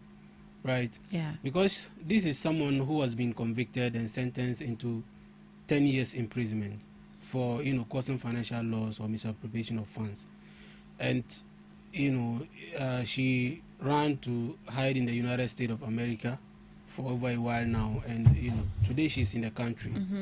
So the ordinary thing the Ghanaian people would expect is that since she came back, we have not heard from the government as to whether or not she's been sentenced or she's been sent to the prison to start serving the sentence for which she tried to escape. Right. So I don't know whether the government is or she's going to seek for appeal on the conviction. I don't know. Yeah, but even her lawyers are going to appeal. But even that, do you think, well, according to the lawyers, I mean, it is allowed by the laws to appeal if you are dissatisfied with a certain decision. But we must see government doing what government has to do in terms of taking her into custody to serve her sentence. And even with that, it is allowed for the lawyers of the accused person to file an appeal. They can seek for bail, while the accused or the convicted person is in custody. So they can seek for appeal, but we must see commitment from government to enforcing the law while the appeal process is ongoing, or maybe while they are seeking for bail. And I think they shouldn't even give her bail. You know why? This person was sentenced and she ran away. She was sentenced to 10 years imprisonment and she ran away. So how sure are we that if bail is given to her, she won't run away again? So you get what my point? Yeah. She shouldn't be given bail. She shouldn't be given bail at all. At this moment. She should still if be they are going held to in do custody. appeal, yes, she should be in custody while the appeal process is going, which I believe they will do. They will do. Appeal there, they will do. Yeah. Her lawyers have already appealed and they mentioned a couple of issues. The issue that we are worried about is the fact that this government, upon assumption into office, they entered nolli prosequi to discontinue over 10 cases against their members. Well, but I learned that after you've been charged, you can't. So what I'm saying is that they discontinued the case against their members, as if that was not enough. In the case of Kwabena Dufour's case, Attorney General entered a plea bargain to take at least, I think it was about 60% of their money, and then the man was set free. Right? Even though plea bargain is part of our laws, we still think that in terms of deterrence and reforming people, I think that there's a question mark there. And what basically we are scared of is the fact that this government hasn't shown commitment across board in terms of fighting the issue of corruption. There hasn't been that commitment. The only thing we have seen is it has a certain line. The line that seeks to suggest that they are only prosecuting or pursuing cases that has to do with members of the minority or members of the NPP. And that is not the spirit of the law. That is not what the Ghanaian people want. We want justice across board, whether NPP, NDC. You understand? There hasn't been that proper justification as to why he discontinued the cases against some members of the NDC. Well, but there hasn't been that justification to the Ghanaian people as to why that was necessary. And so we think that Sedna Tamakulu is back in the jurisdiction. We want to see that the right thing is done, and we don't want to see government in an attempt. And I think last week I saw a video where the Deputy Attorney General was asked whether she's happy that the convicted criminal is back in the jurisdiction, and he stated that particularly he's not happy as to why he wasn't happy. We didn't know. He didn't state it. We don't know whether government is going to commit themselves to what is supposed to be done. But they are supposed to. Yes, they are supposed to, because they have been on our neck. They brought in oral. Sure. To Operation fight Recover All Loot, which I think has failed already, because we were expecting to retrieve not less than 21 billion US dollars from oral. Well, not less than 21 billion dollars from oral. As we speak, do you know how much we have retrieved? No, please. So you see, I don't have the story on that. If you look at the concept of oral, I have always stated that the oral concept suffers some philosophical contradiction. It suffers, it doesn't have proper line for which, such body was constituted. Because the oral promised us of $21 billion, Operation Recover All Loot. You see, the oral concept wasn't even about, convicting criminals and putting corrupt officials into jail. It wasn't even about that. So today that they are making us feel like because they are trying a case in court, oral is working on all of that. That was not what oral promised us. Oral told us that they were going to recover all loot. So the Ghanaian people are expecting $21.1 billion to be recovered from oral, to be recovered by oral. So today that they have not recovered anything, and you see them touting themselves as though they are working because a certain case has been filed in court. I mean, that's not what we are expecting to hear from the oral. The oral concept wants to, sought to recover 21 billion, and that is what we want to see. You see these Agenda 111 projects that are left abandoned and are not completed, and some that have been completed, the government is not interested in even operationalizing them. It's an issue of concern. And if you press the government harder, they will tell you that there's no funds, right? So if government doesn't have funds and oral can recover to get the Ghanaian people 21 billion, I think we shouldn't even be discussing. We shouldn't be this relaxed. Recover the 21 billion, put it into the health sector, and you can even recruit more people. Today we have seen a release that unemployment has increased. Yeah. You know, after the so-called launch of 24-hour economy, we still haven't been able to solve the issue of unemployment. So this country is really, you know, when someone tries to say that, okay, the government is doing well and all, Charlie, we are just tickling ourselves and we are laughing. Nothing is happening.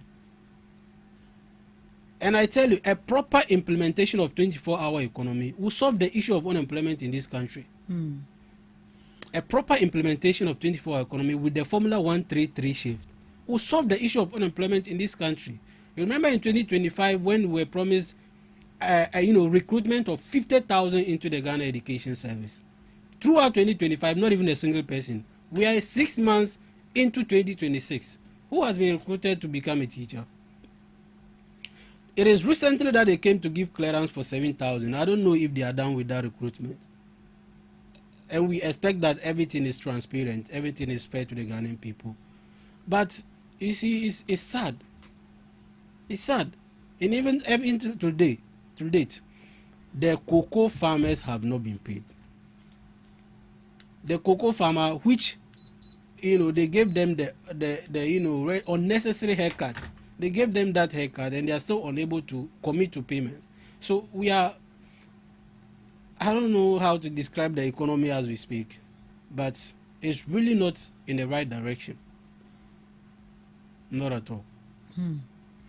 So with the issue of Sedinam Tamakolo, you believe that nolle prosequi? Well, according to what I've read, when you're being convicted or being charged, there's nothing like nolle prosequi.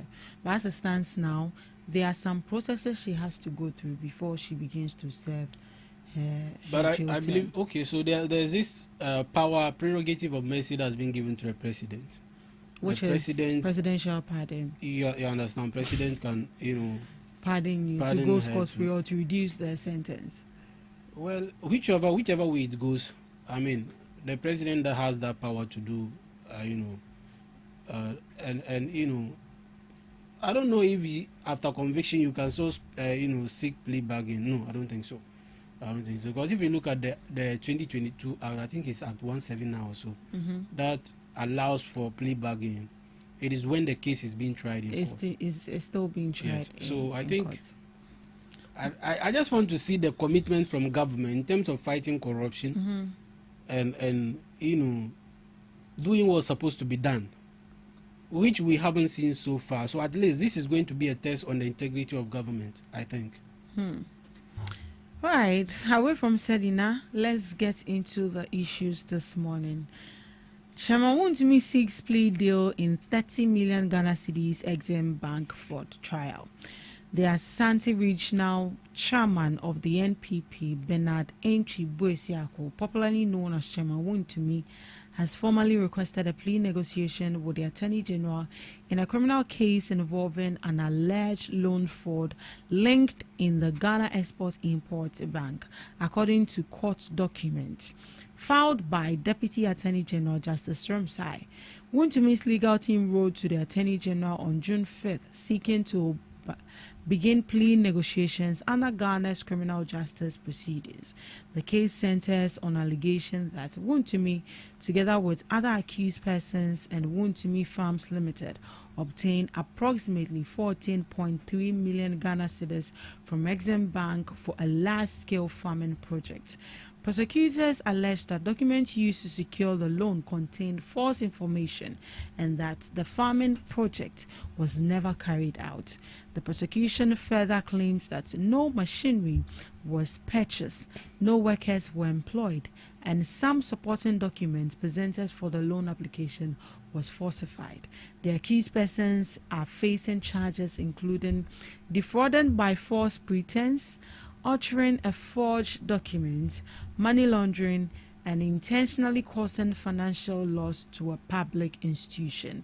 The prosecution also alleged that the transaction resulted in financial losses exceeding 30 million Ghana cedis to Exim Bank, with portions of the funds allegedly diverted for personal use and other business activities. Chemawuntumi pleaded not guilty to all charges.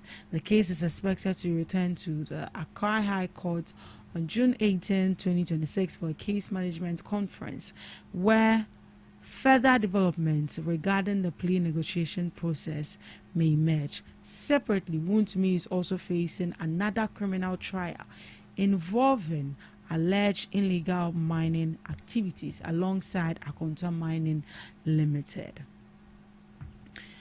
So Wuntumi is plea bargaining negotiations with the government filed through the Deputy Attorney General, Justice Rimsai. First of all, what is this whole plea bargaining all about? Okay, so if you look at the act that I talked about, Act 1079, one would have asked, why is a civil case now becoming a criminal matter? Is it a civil case? Yes, when you go to bank to secure a loan, it's purely civil matter. But the issue has to do with the process of securing the loan. That's where the criminal matters come in, because they are dealing with defrauding by false pretense, securing a loan using false information. And if you look as part of the charges, there's this the company that Wuntumi using securing the loan. At the time he sought for the loan, the company wasn't in existence. You understand? So he presented a non-existing entity to the bank, and he was approved for him to be given the 30 million. But the question we are asking is, I think that Wuntumi shouldn't be the only person facing these charges. Who else? There were people who approved the loan, who had a duty to do proper diligence, proper checks as to what the loan was going to be used for, and the authenticity of some of the documents that is being presented to them. So that means that the people that granted the loan to him should also be questioned. They should be answering some questions now. You understand? But I want to also state that based on what I have read so far, right? We have unincorporated contracts that at a time they can be ratified and becomes a contract between a non-existent entity as a then and the bank. So what I'm saying is that, let's say Wuntumi said this particular company is seeking for this loan. Meanwhile, at the time he was saying that the company was not in existence. Okay. So after the contract, right, if they paid the money and then later on the company is being incorporated and the company ratified the contract, it becomes the contract of the company and the bank. So in that instance, that particular agreement is going to be valid because it's been ratified. Right. But this is subject to certain requirements. But what I'm saying is that the plea deal is something that is part of our laws. I mean, we saw when Attorney General went into plea deal agreement with Kobnadu 4, and he took 60% of the money, right? So it's part of our laws. If Wuntumi felt that this is an opportunity to explore the plea bargain agreement, I don't think it should be a problem. But looking at the case of Chemawuntumi, do you think that government should even consider in the first place?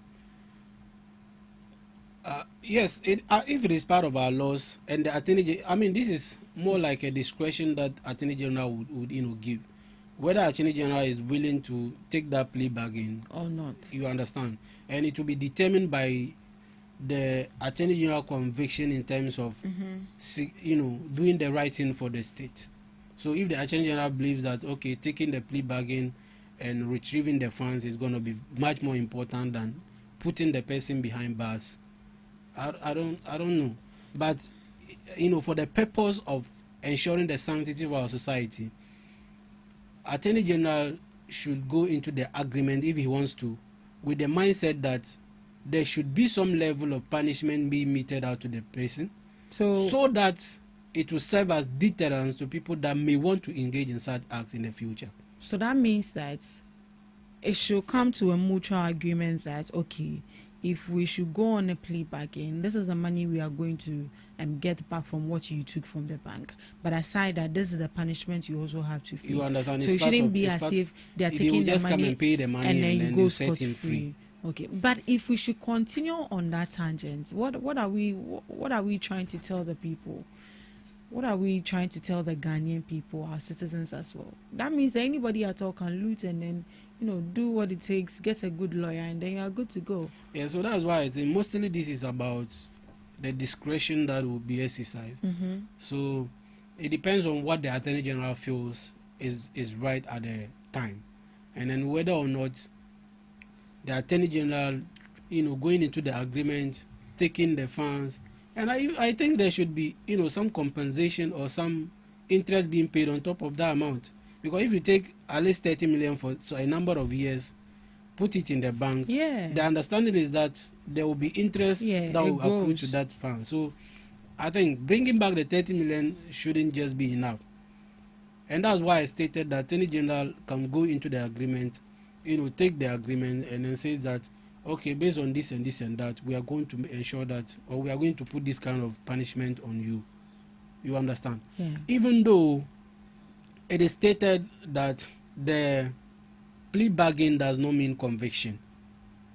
You understand? Yeah. So just like Obna Dufour's case, if you go and look in our laws, you will see that the man is not a convicted person. Mm-hmm. Even though he had entered plea bargain, it doesn't mean he's convicted. So that tag will not be on you. You understand? So, proffering punishment that is going to be proportionate to the propensity of the crime, I think is something that is in the right direction. Right. Does that mean that Wontumi is accepting he's guilty because he is saying he's not guilty of any of the charges? Yeah, that's what he's saying. So that's why I stated that entering plea bargain does not mean you are guilty of the act. So if you're not guilty, why then do you want to plead? Well, so you see, at the moment, I think Wontumi is facing about 3 charges. Yes. So if Wontumi feels that, entering a plea bargain with the Attorney General would be the right thing to release the pressure that is on him at the moment, then I think the lawyers would want to, assess that avenue. But that doesn't mean he's a convicted person. So I think the lawyers are doing the right thing by trying to go into the plea bargain. If only the Attorney General will, go into the same agreement with them. So I think it's in the right direction.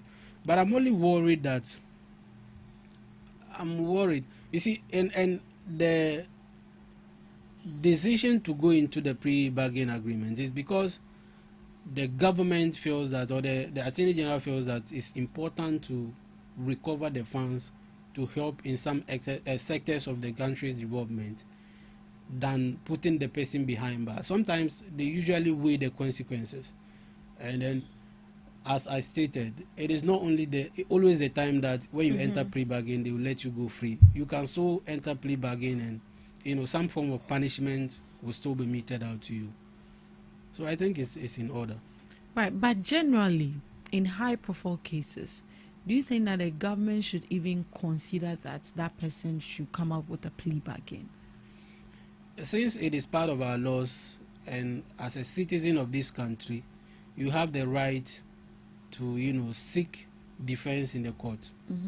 And our laws has established that you can go into plea bargain agreement. It doesn't, give distinction as to the kind of case that you are, or the kind of charges you are facing in court. So I don't know if that is going to be relevant. So a case like Wontumi, what is the plea bargain? What is the impact of the plea bargain?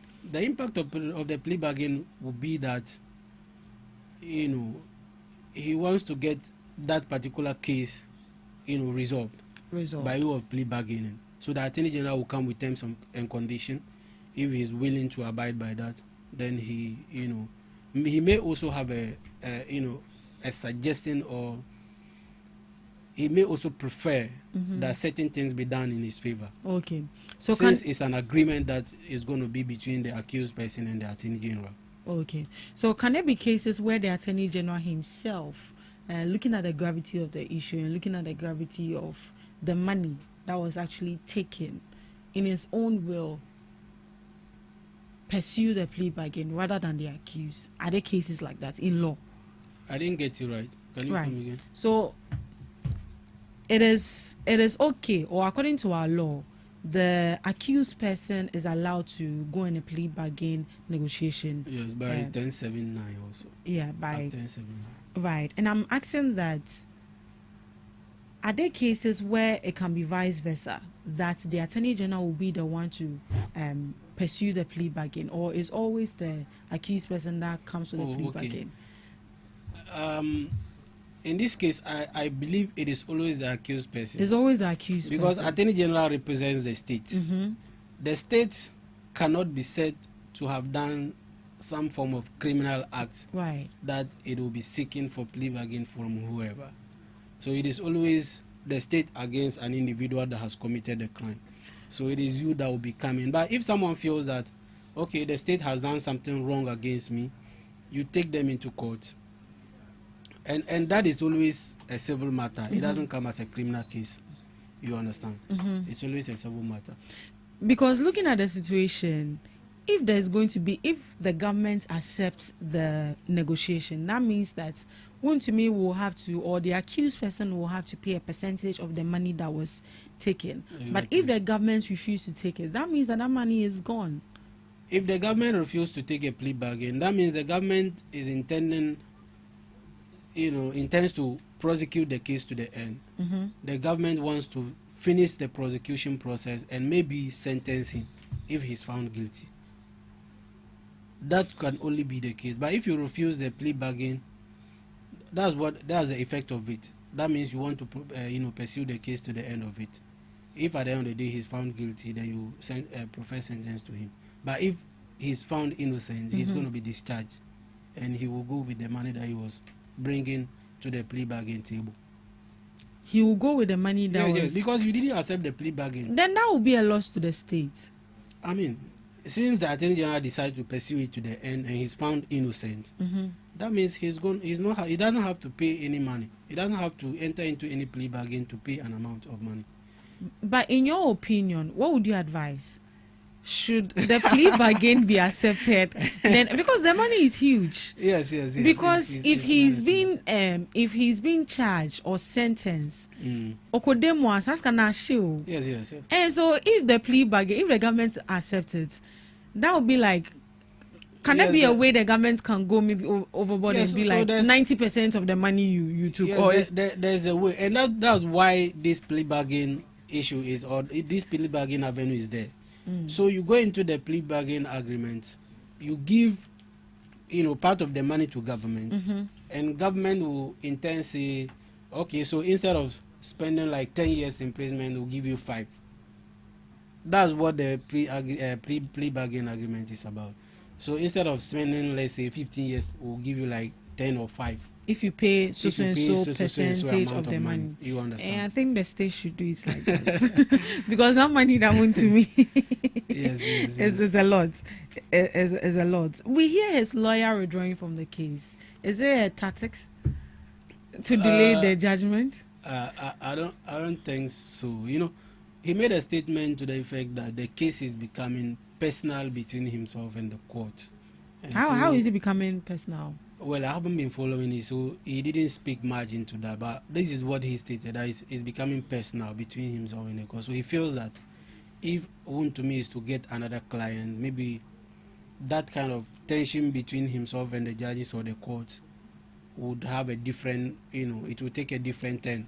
It wouldn't be much more personal, just as it is against him and the court. So he feels that withdrawing and allowing a new counsel to take over is the best thing to do. But I feel like he is doing it at the wrong time. Yeah, because looking at where the case has gotten to, they have set a date for judgment which done. is 3rd July. You understand?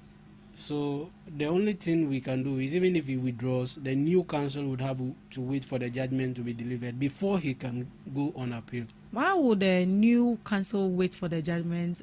Can't the new council speak to the court? They have prosecution has ended. What they are waiting for is judgment. But so if the new council feels that there's question or there's something that has to be addressed properly, he would only have to wait for judgment to be passed, then he will go on appeal.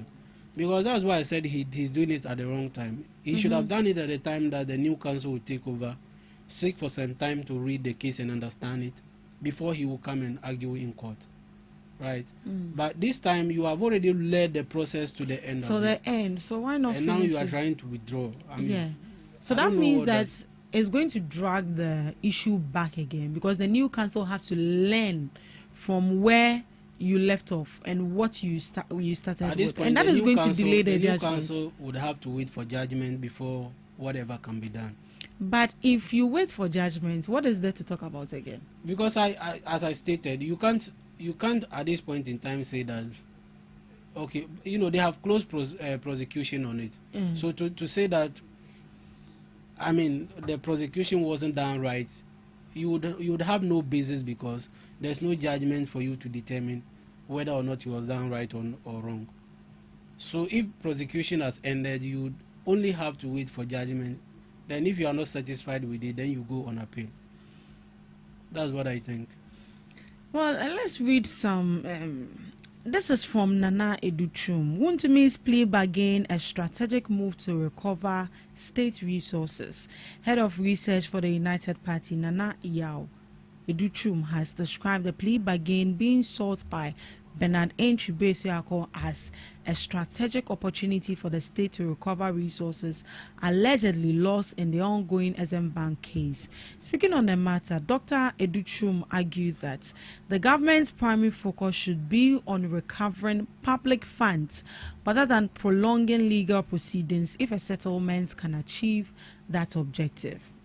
So this is what he also thinks, that the government should focus on retrieving the resources instead of prolonging going on a legal proceeding, where settlements can actually achieve that objective. So according to him, if the plea bargain results in the repayment of the alleged debt and compensation to the state, it could serve the national interest by allowing the recovered funds to be redirected towards development projects.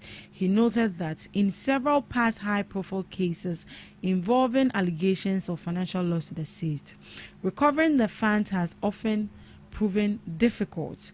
For that reason, he believes the plea bargain deserves serious consideration. However, Dr. Educhum clarified that supporting a plea negotiation that does not necessarily mean advocating for a non-custodian sentence, stressing that any decision regarding punishment remains within the authority of the Attorney General and the court. I think you mentioned that. Yes.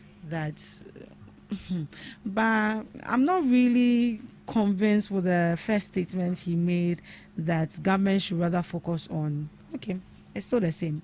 Government should focus on recovering public funds rather than prolonging legal proceedings if a settlement can achieve that objective. If we do it like that, it's going to continue, don't you think? You see, some of these cases, at the end of the day, it brings some kind of shame to the person who is involved in the matter. And so, given that you've been given an office to serve as a public servant, you sometimes would be cautious of the fact that at the end of your tenure or after you have left office, the new administration will require you to answer questions as to how you administered during your tenure. So I think that it definitely will not encourage it, because you know that whatever you steal whilst you were in office, if a new administration comes in, you'll be required to reproduce that money. And so, whoever is taking a public office will be careful of the fact that it doesn't give you the room to do whatever you want. But should that be something the government should always prioritize? You see, there are reasons, or there are basically fundamental reasons why punishment is being meted out to people. One is to reform them, one is to deter other people from doing same in the future, and some other reasons why people are being punished.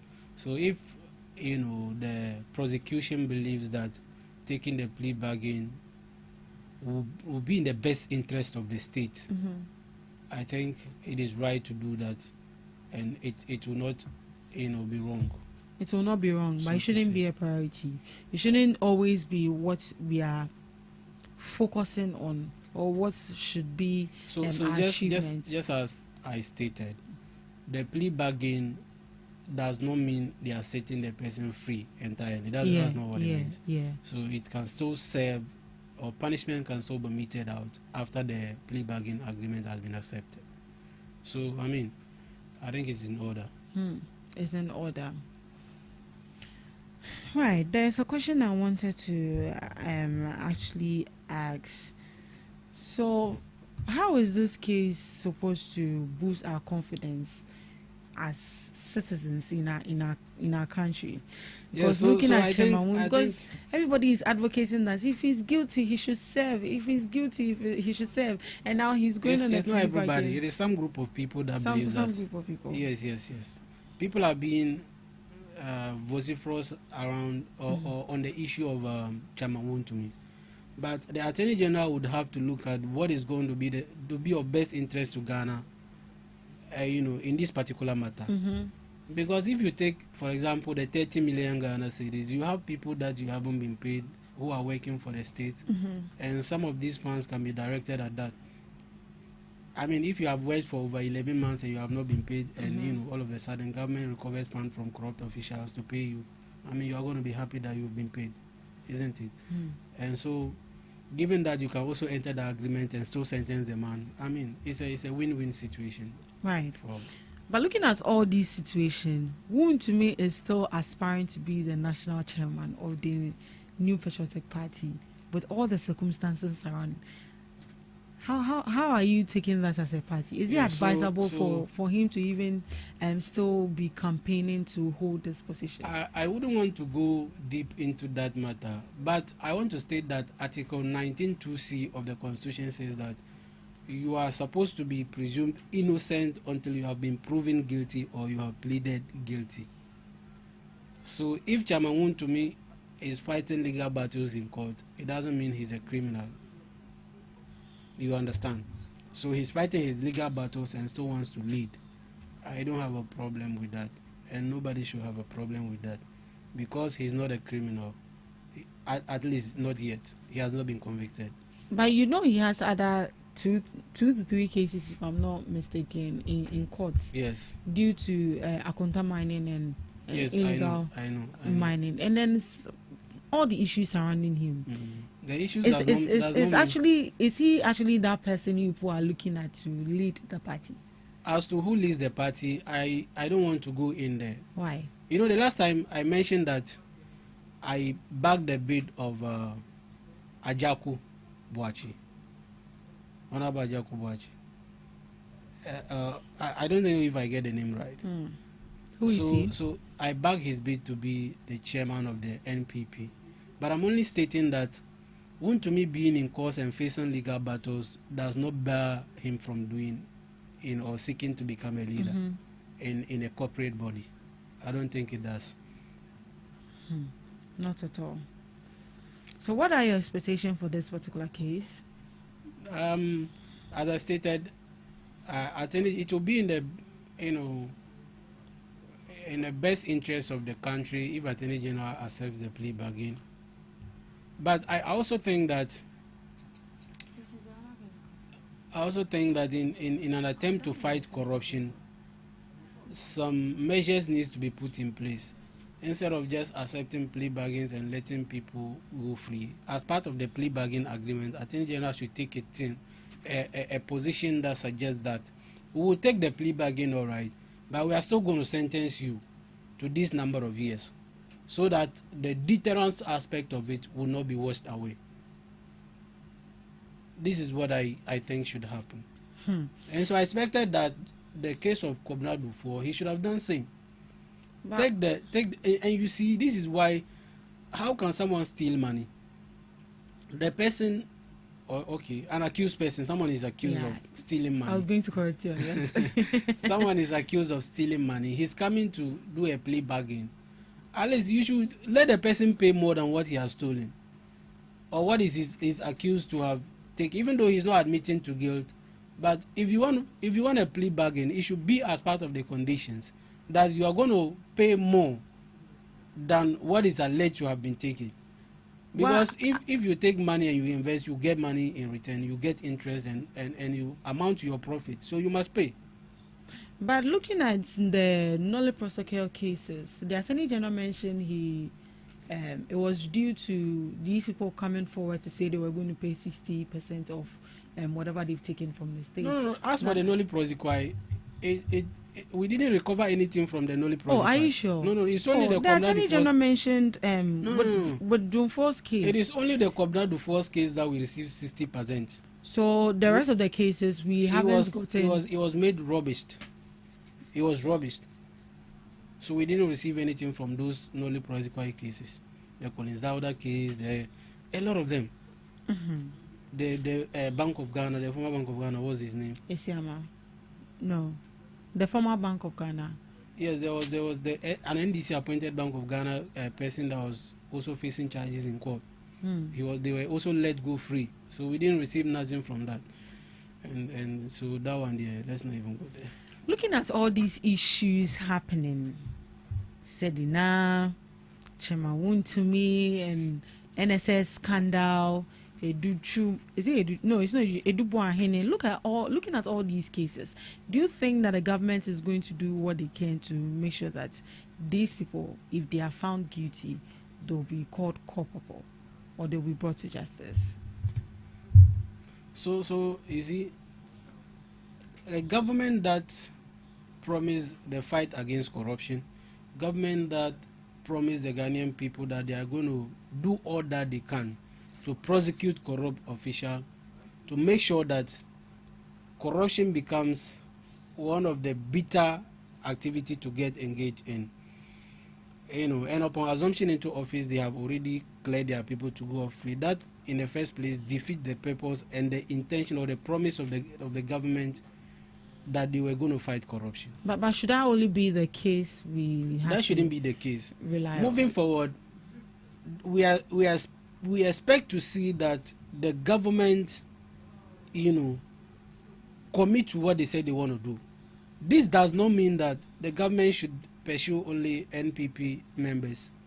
We have NDC members who were involved in crime. So in the first place, we expected that Nolly prosecutor was not supposed to be entered. It was unnecessary.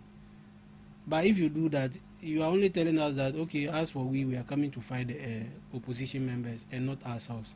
That is what it tells the Ghanaian people. So this government basically hasn't shown that commitment to fighting corruption. There hasn't been that commitment. So we are still, waiting to see if government will take a turn or serious interest in fighting corruption. What makes you think they are not serious in fighting corruption? Is it because the cases have delayed? No, as for criminal cases, they always delay, right? Because the law is such that it doesn't allow you to just put someone in prison like that. If you say that, okay, this person has done something wrong, you are the prosecution. So the onus is on you to, prove beyond reasonable doubt that the person has done it. It is not the time that you say, you have stolen something, come and prove that you didn't steal it.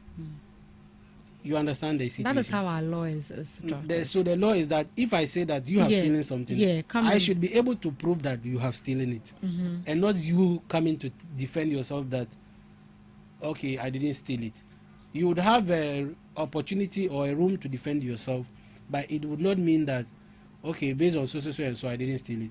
You have to, wait on the prosecution to give, evidence that is beyond reasonable doubt to suggest that you have stolen the thing, and so you will respond to those evidences in your own defense. So you don't just get someone into cells like that, because the integrity of our person is something that is being protected by the Constitution. So it doesn't happen, as simple as that. I mean, and so I was worried when I saw that this Thomas Partey was denied entry into Canada. Yeah. Because I mean, the principle is that you are innocent until you are proven guilty. Until you are proven guilty. So why would Canada say they won't allow him into their country because of a charge he's facing in court? So he's not going to be playing the ball. And by the way, I want to wish the Black Stars a very best of luck. Yeah.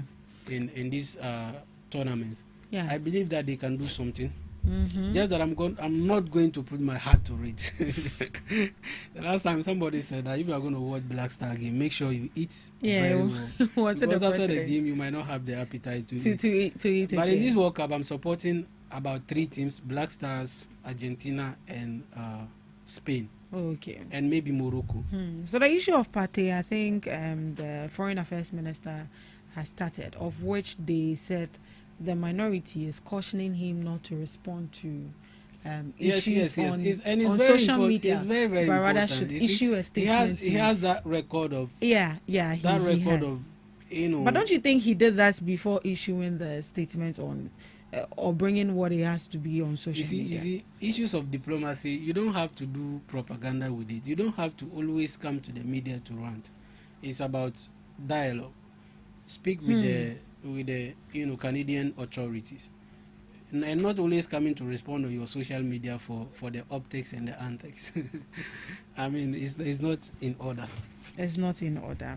But Ablakwa, I expect that he leads the charge very well, and the caution that is being given, I think, is in order. Right. Thank you so much, Mr. Abdul, for that. And for the case of Wound to me, we are waiting for the judgment on July 3rd, and we are yet to find out if he will obey them and I say own them. Obey them and I say own them. And along the line, you've seen that his lawyer has is planning to withdraw from the issue, but the court has not responded yet. So it's either the court will accept or reject it. So if they accept, what then happens? A new counsel will have to be on the issue. Exactly. And then if they reject, that means that there's not going to be any delay. But looking at how issues are going, do you think the courts will accept or reject it? Well, I think it is going to be based on what the counsel put before the court as, forming part of the reasons he wants to withdraw. And so if the court is satisfied that based on so and so, he has a reason to excuse himself, and I think they would allow it. But if they are not satisfied and they feel that he's just going to play tactics, delay tactics and all of that, they might not. But I think the counsel has a right to excuse himself from the case. But looking at, you mentioned that where the case has got into is a wrong time for. Yes. But I still believe he should have that right to say that, the way this case is going, I want to excuse myself. He should have that right. At what point did he found out that where the case is going? Because you're a lawyer, you should know how the issue is going and how it's going to end. Because you'll be able to predict it. And you couldn't withdraw all this while, but few weeks to judgment. In court, they usually deal with facts. So prediction is something that you may predict, all right, but it's something that is not always reliable. You can predict and you'll be wrong. So based on the facts before them, it's usually going to be based on what is before the court, and the decision is going to emanate from what has been put before it. So I don't think, and you see, the fact is that the new counsel that is going to come in, he might have a different view and a different way of dealing with the matter in court. Right. Or beyond in the area of expertise. Yeah, so I believe they should allow it. They should let him withdraw. Even though I still think that it's done at the wrong time. It's done at the wrong time. Well, let's wait and see and lay low for what the court will say, and also for the judgment of Wontumi. Right, let's proceed to our next topic. And our next topic for discussion as President Mohammed's rating has dropped from 68 to 58% now. So IEA poll, 58% of Ghanaians back Mahama despite dip in approval ratings. So a majority of Ghanaians continue to approve of President John Dramani Maham's performance in office, according to a new nationwide survey conducted by the Institute of Economic Affairs, although his approval rating has declined compared to levels recorded in late 2025. The poll conducted in May 2026 among more than 1,000 respondents across all 16 regions found that 58.9% of Ghanaians approve of President's performance, while 28.4% disapprove and 12% express no opinion. They are like, anywhere you go, we day inside.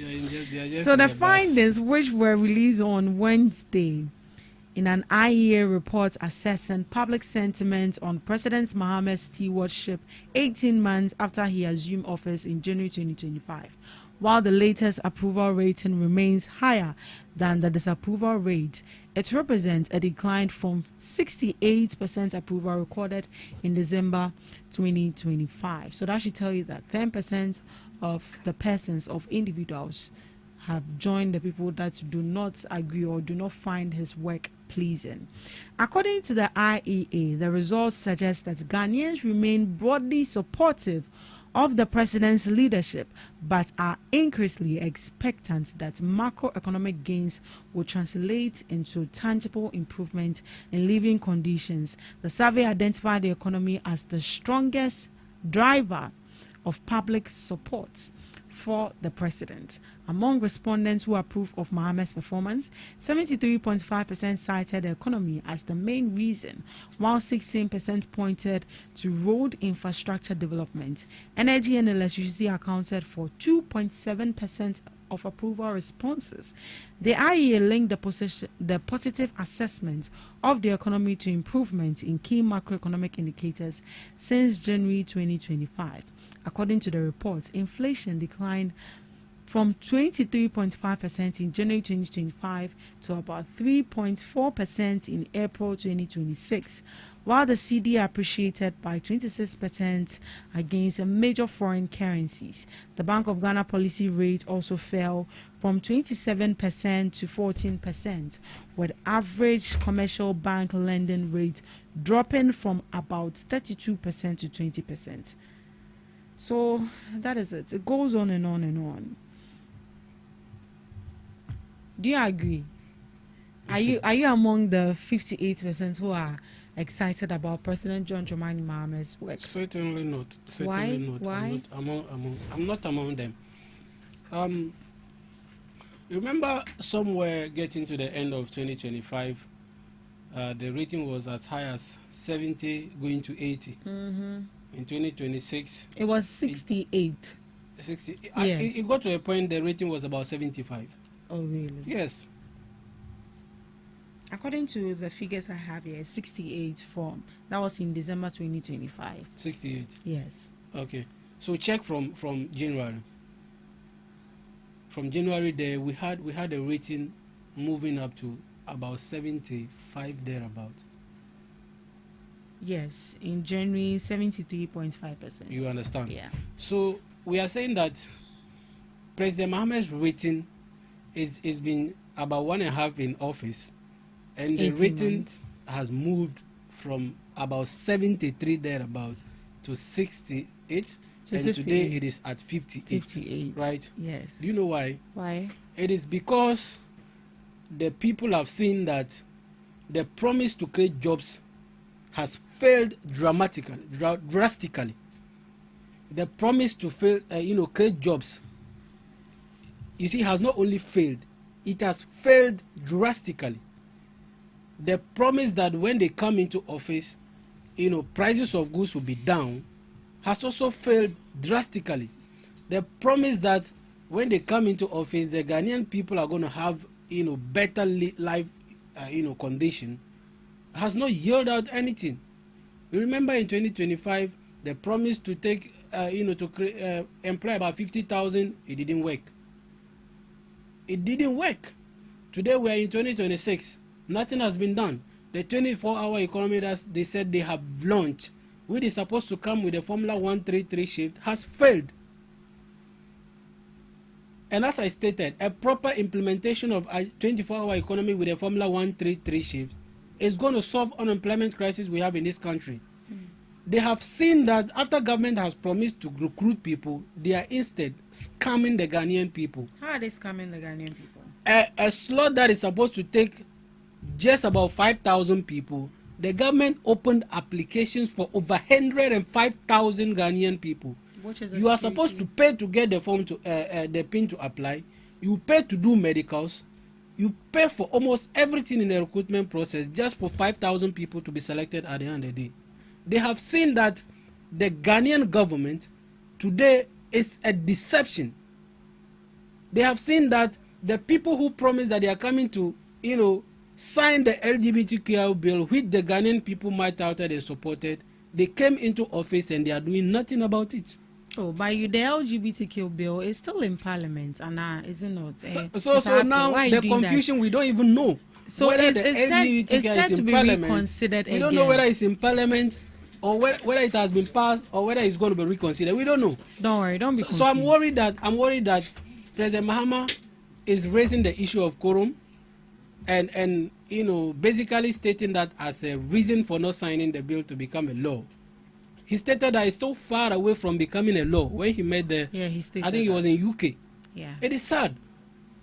You remember when Sam John told us that President Mahama will know no peace from him until he signed the bill. He didn't say President Mahama will know no peace from him until the bill is passed in Parliament. He didn't say that. That President Mahama will know no peace until he signs the bill. Today you ask yourself, what is Sam John doing to honor President Mahama? So these are a bunch of unprincipled, kind of people in leadership. No principles. After promising the Ghanaian people of Women's Development Bank, you are about 2 years in office. An allocation of 50,000 was made in 2025. 2026, an allocation was made. Nothing to show for it. So you see, the priorities of government, we are saying that government that intends to create jobs, they allocated 100 million for Ajuma program, right? And they are using 292 million to purchase sanitary pads for children in school. What are the priorities of government? The 1 million coders program, they said they have produced some number of coders in the system. I don't know what they are doing right now. I mean, how does it impact us as a country? So far, they've made allocations for all of these people. So the Ghanaian people have seen that this government is a government of deception, a government of inconsistency, and that is why the rating has dropped drastically from about 70-something to 58. That should tell you the rate at which the government is performing poorly. It should tell you the rate at which they are performing poorly. Right? Today, we have Agenda 111 hospitals that are not being completed, and you are using $290-something million to purchase a sanitary pass. When people are dying because of no bed syndrome. Is that the priority of government? So you're not impressed with the government? Not at all. In any aspect? No. I mean, Ghanaians should be impressed because unless those in power, because they definitely will come to defend the government. But the Ghanaian people are not impressed. Because we are saying that unemployment situation has increased. Are you getting the point? Today, unemployment situation has increased. And I tell you for a fact, proper implementation of 24-hour economy and all of these unemployment issues will vanish. Unless, of course, they are telling us that it was a deceptive policy, a policy that they themselves did not even understand. And from the start to the scratch, there was no proper explanation to the 24-hour economy. So we are surprised. Have you read the policy? Have you read the document? Countless times. Oh. Countless. They said they were coming to give incentive to the private sector to work. Today, what are we seeing? How much allocation has been made to the private sector? And how is it performing? What is the effect of that sector in the issue of unemployment, how does it help us solve it? So you see, we have been deceived largely. That is why the government is struggling to survive. So you see, this is a serious situation. You see, we have inflation as low as 3 point something, but there's still increase in prices. That we have increase in prices in this country. What has increased so far? Because fuel prices is set to decrease. Which decrease? Oh, you have not read the news. Fuel prices were as low as 14, if you remember, as low as 11, as low as 10. For this administration. Today we are talking about 15.2. Is that not an increase? So let's not even go there. We are being deceived by this government, and they are not doing anything to solve the issues. You see the life of politician. When it was Wintumi's case, you were very calm. I could barely hear you. But now we are switched to Mahama. You see the way you are bashing and you are loud. Yo, Yate. Mr. Austin. Augustine. Oh, sorry. Augustine. Sorry, I was late. A lot of traffic. Don't worry, it's fine. And I'm really not feeling fine, but all the same. Sorry. Yeah. You're welcome. Thank you very much. It's good to have you. Finally. Yeah, so we are on the next issue, which is Mohammed's rating, and then I believe you've heard there's a decrease in his performance, how people rated his performance from 68 to 58 now. And that should tell you that people are not quite impressed with how governance is going so far under this administration. What is wrong? My sister, let me say very good morning to our cherished listeners and the people of Ablekuma South, where I belong, and my honorable member of parliament, honorable Dr. Alfredo Kovandapo, and my own main man, deputy communication director for Ablekuma South, honorable William Amondovo, for always giving me such an opportunity. This is my first time meeting Abdul, but I can say that he's part of the MPPs who are always on the touchline to see the NDC fail. But he will never succeed. President Mahama has done so much for the good people of Ghana. We already know our inflation rate, which was from 23 and now is 3.2. And we know our Bank of Ghana policy rates, which has now dropped to 14%, and our commercial bank policy rates, which has also dropped to 20%. You see, our mothers at home are those who can appraise what the government is doing. Ask me why. Because our mothers are the people who go to town and buy stuff. You understand me? Our mothers are those who can appraise this government very well. You are here and you are saying that there is no reduction in commodity. It is pathetic to even hear that. On the 16th of June, fuel prices will drop. They are not saying, it will drop. No matter what is going on in Russia, Ukraine, and what have you. How much did you leave fuel price in your time? And you are complaining about now. See, people would like to buy it at the prevailing price that they were buying it in previous years. When Akufo-Addo failed us, we had an economic wasted who couldn't arrest the city and give the keys to the IGP. He failed. The economic wizard failed. See, President Akufo-Addo brought Dr. Baumia because he claimed to be the economic water view, but he failed us. So today, if we have His Excellency John Dramani Mahama and whatever he is doing, definitely, you always can get things right, isn't it? There is no way you can get everything right. Just say you are an angel. No. Sometimes it will curve, other times it will straighten.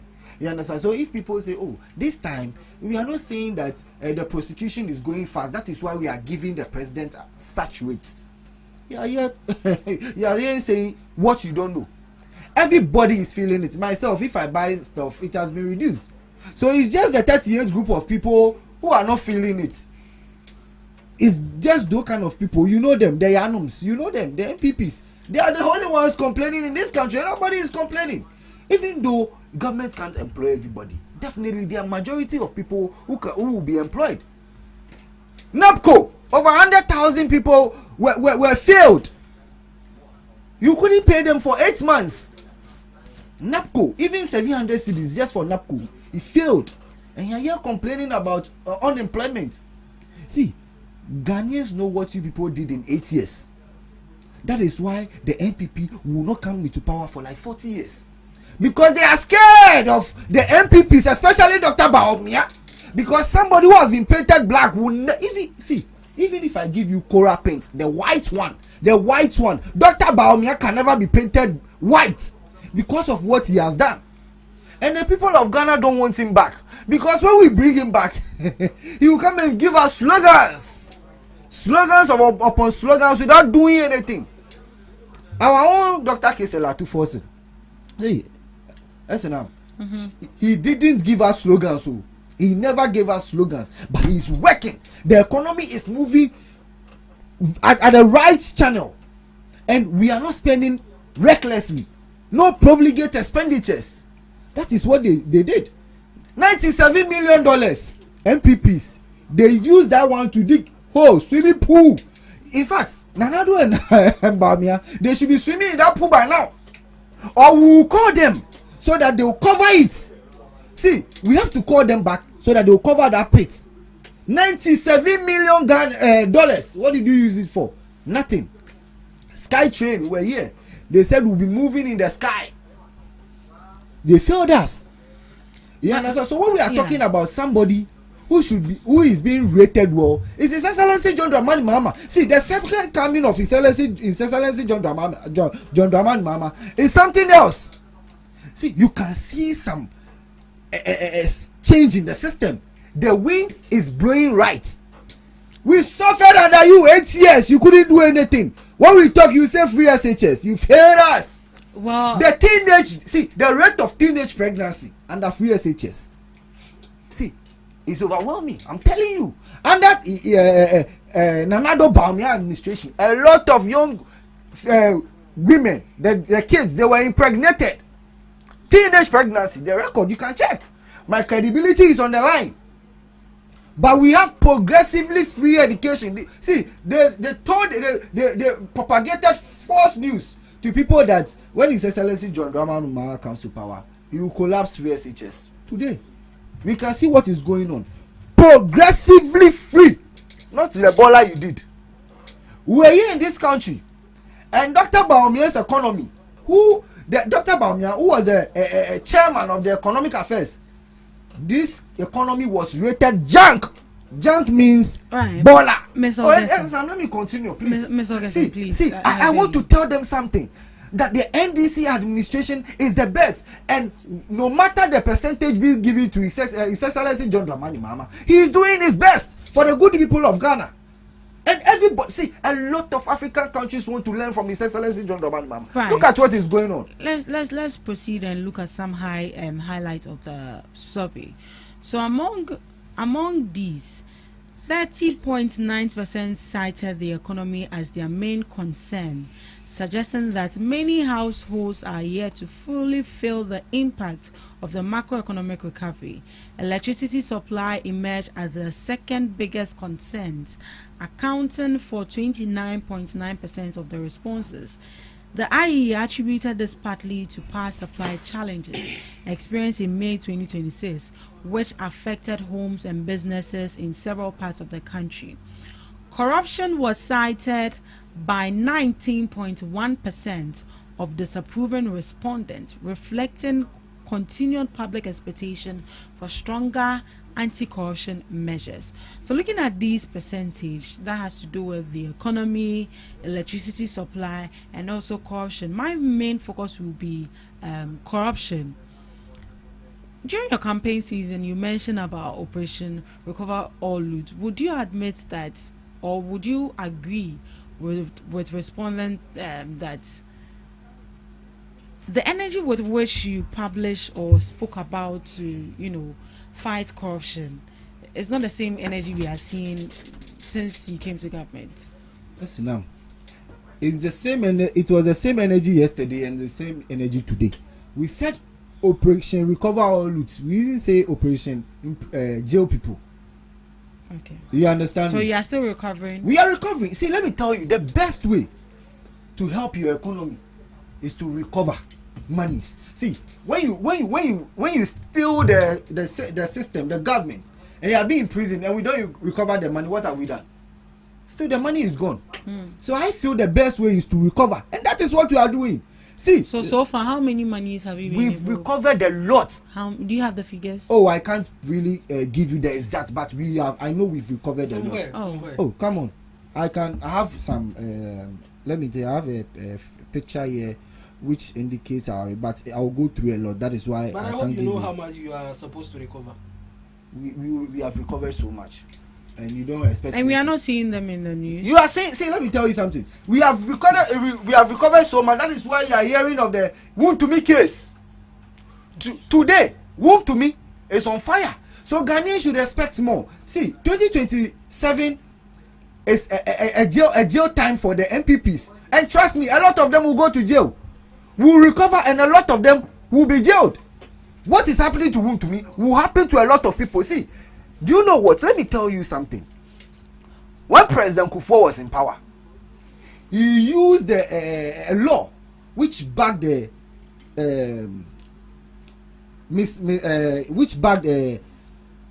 loss. I mean, something. There is something called mismanagement of state funds. State funds. Good. Kufuor used that law to imprison a lot of NDC people. Oh, really? Yes. That is when our president, Jerry John Rawlings, was in prison because he said he has mismanaged state properties, state funds. But when Atamos came into power, he was like, father for all, so me, I will not imprison people. Let's just cooperate and work. That is why the MPP they still mismanage state affairs. That is my problem. That is why you could see that Jerry John Rawlings had problem with Atamos because of imprisonment. But at this time, it will never happen. If they think that thing that we did, it will still continue. That is a lie. We will jail them. See, everybody will face full rigor of the law. Trust me.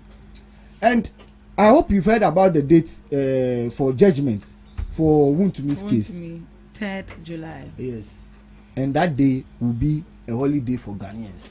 I know a lot of Ghanaians want to hear about the case and how it will be finalized. So my brother, you know the MPPs, they are just scared of 3rd July. That something will happen in Ghana. And we are waiting. I don't want to prejudge, but something will happen. And Ghanaians will know that NDC, we hate corruption. That is why you can see that. No, why are you interjecting? Why are you interjecting? I didn't interject. See, that is why the MPPs are just afraid of 3rd July. Because the number of people who go to jail this year, from this year to next year, it will be like something in this country. Let me hear from you, Mr. Abdullahi. Thank you very much. You see, probably my brother just came here to say things that he cannot substantiate. Number one, as part of the reasons why they said Dr. Bawumia was a liar, Dr. Bawumia made a statement that in 2026, thereabout, we are going to have the Ghana card accessible in about 44,000 airports. This particular statement was vindicated just recently. They supposed that state that the Ghana card can now be accessed or used in about 44,000 airports. Accurate statement that was made by Dr. Mahmoud Bawumia. As part of the reasons why they said Dr. Bawumia was a liar, he stated that the Ghana card is one of the most important, kind of identification that we have in this country. They said he's a liar. Today, listen, I want you to understand that you stated, please, Dr. Bawumia, was it brought in for economy or digitalization? See, when it comes to digitalization, Dr. Bawumia should be somewhere. You sought to state that Dr. Bawumia is a liar. He's a liar. And that he was brought in and then he failed in many instances. So what we are saying is that I am happy that we had a vice president that was visible, that we could see the impact of such vice president on our economy. Today we have a vice president we rarely heard about. you don't even know whether we have a vice president in this country. And I tell you, majority of Ghanaians, over 30% of Ghanaians don't know that there's a vice president in this country. You know why?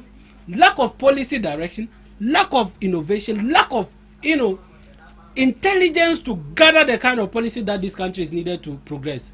After the COVID pandemic, what didn't we see in this country? The kind of shock it had on our economy. And what did we do after that? Dr. Mahmoud Bawumia, in his wisdom, came with a policy called Gold for Reserve program.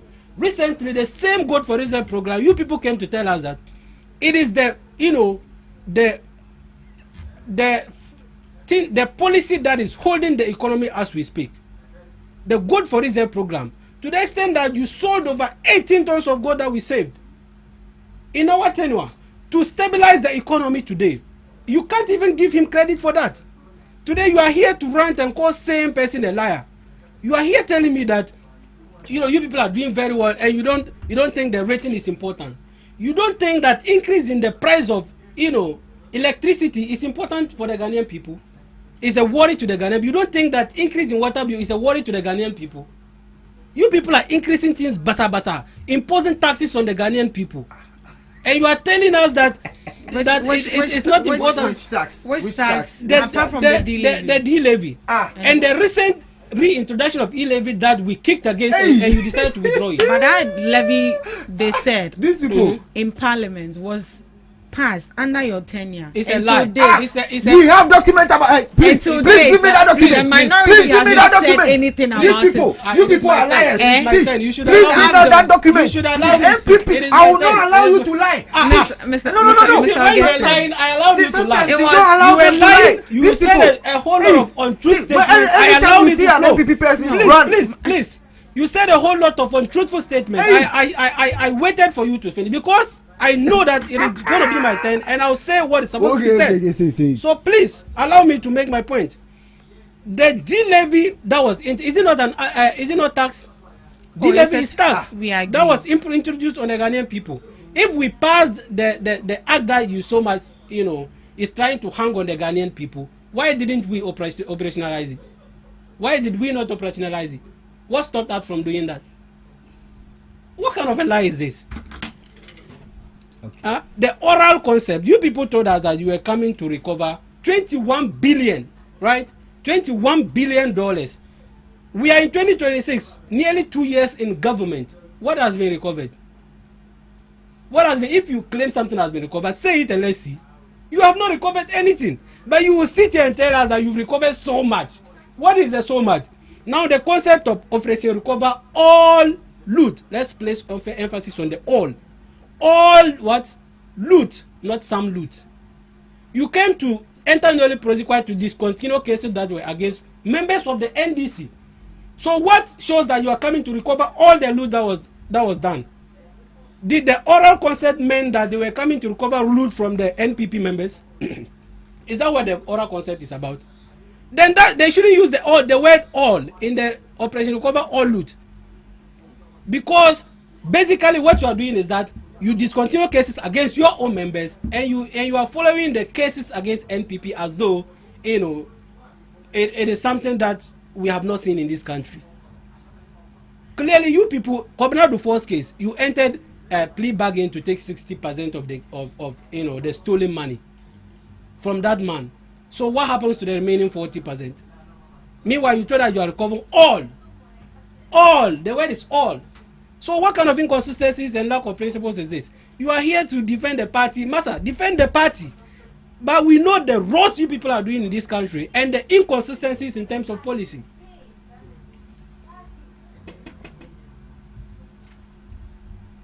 So look, my sister, let's be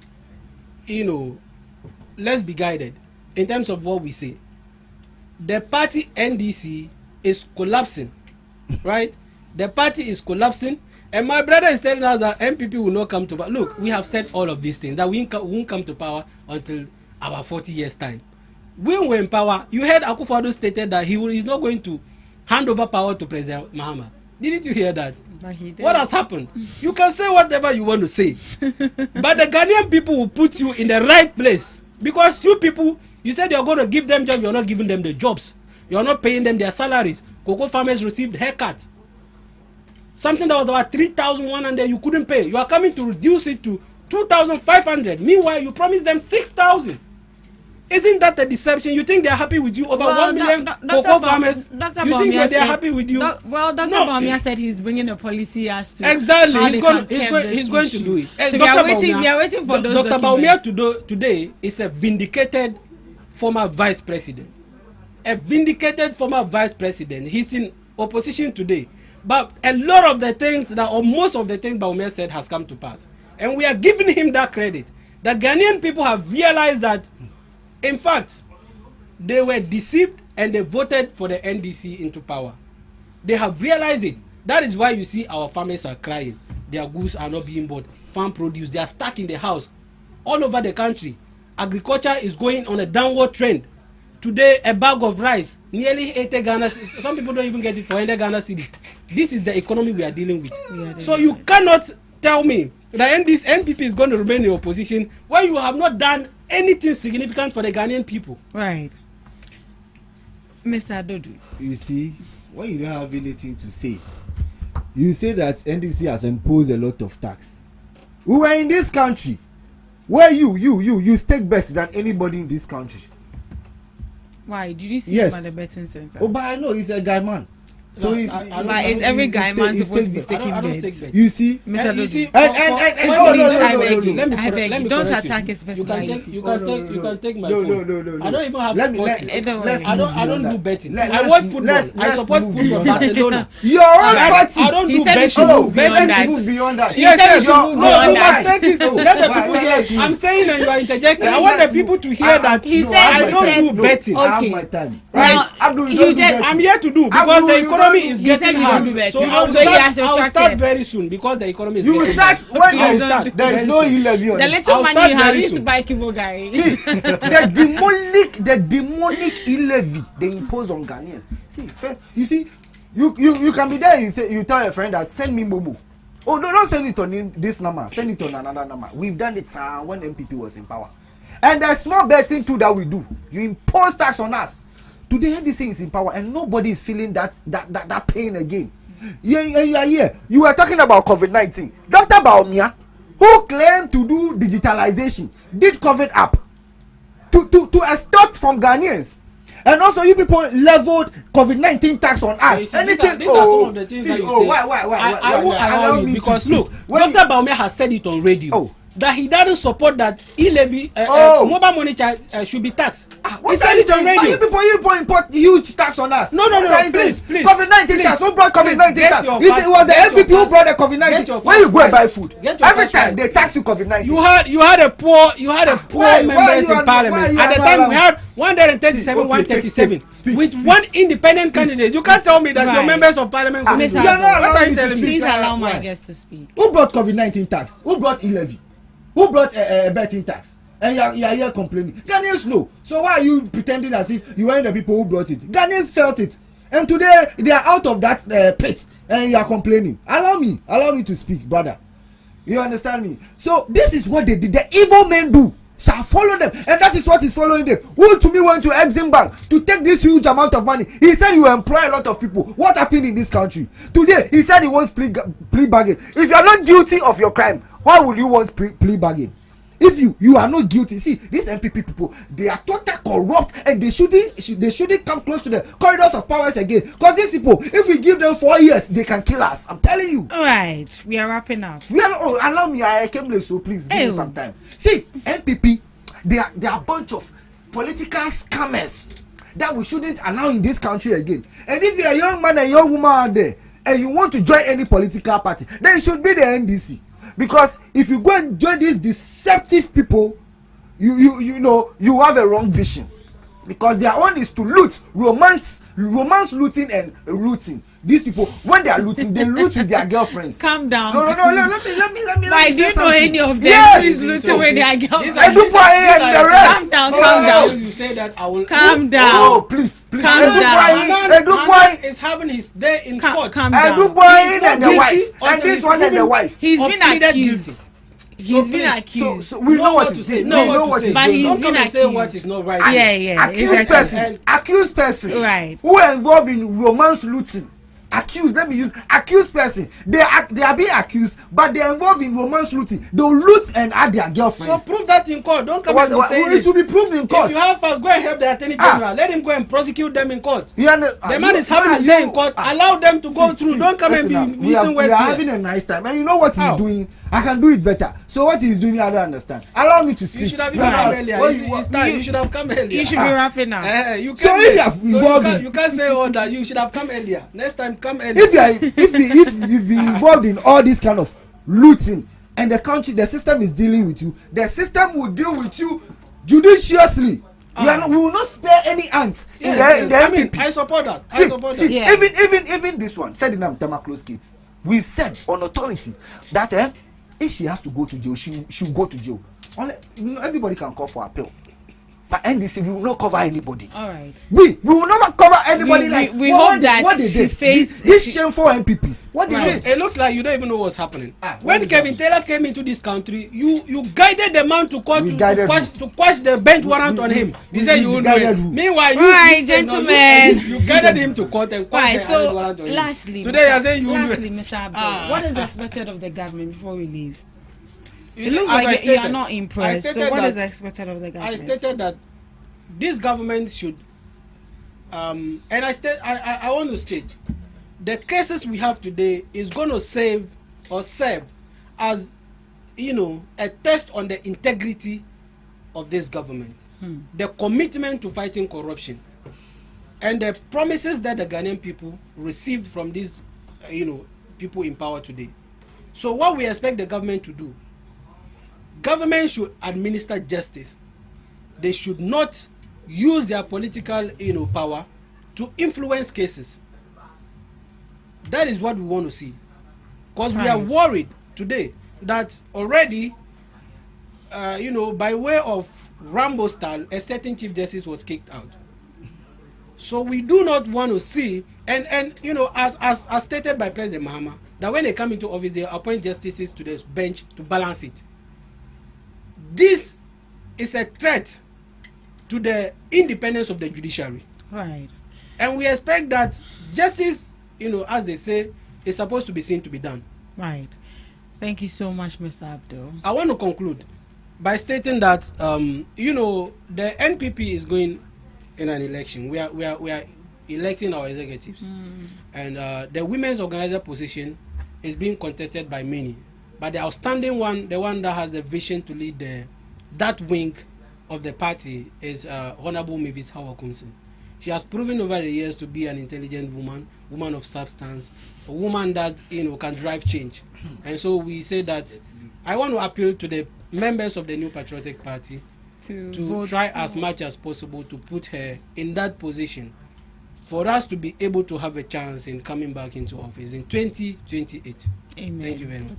All right, Mr. Dudu, your last word. It seems today, calling me Mr. Dudu, you are saying it so calmly.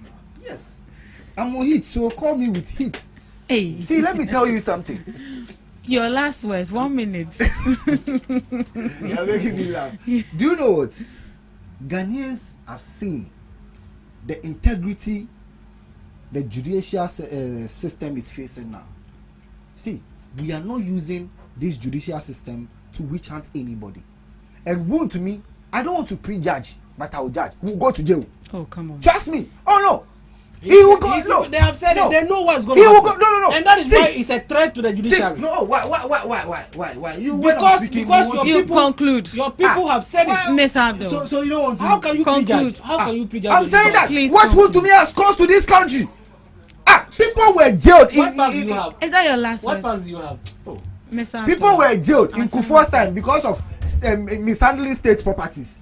So if would to me forge documents, a fraudster want to me forged document to claim this huge amount of money from Exim Bank, they want to me as to be jailed. See, let me tell you, this is not political witch hunt.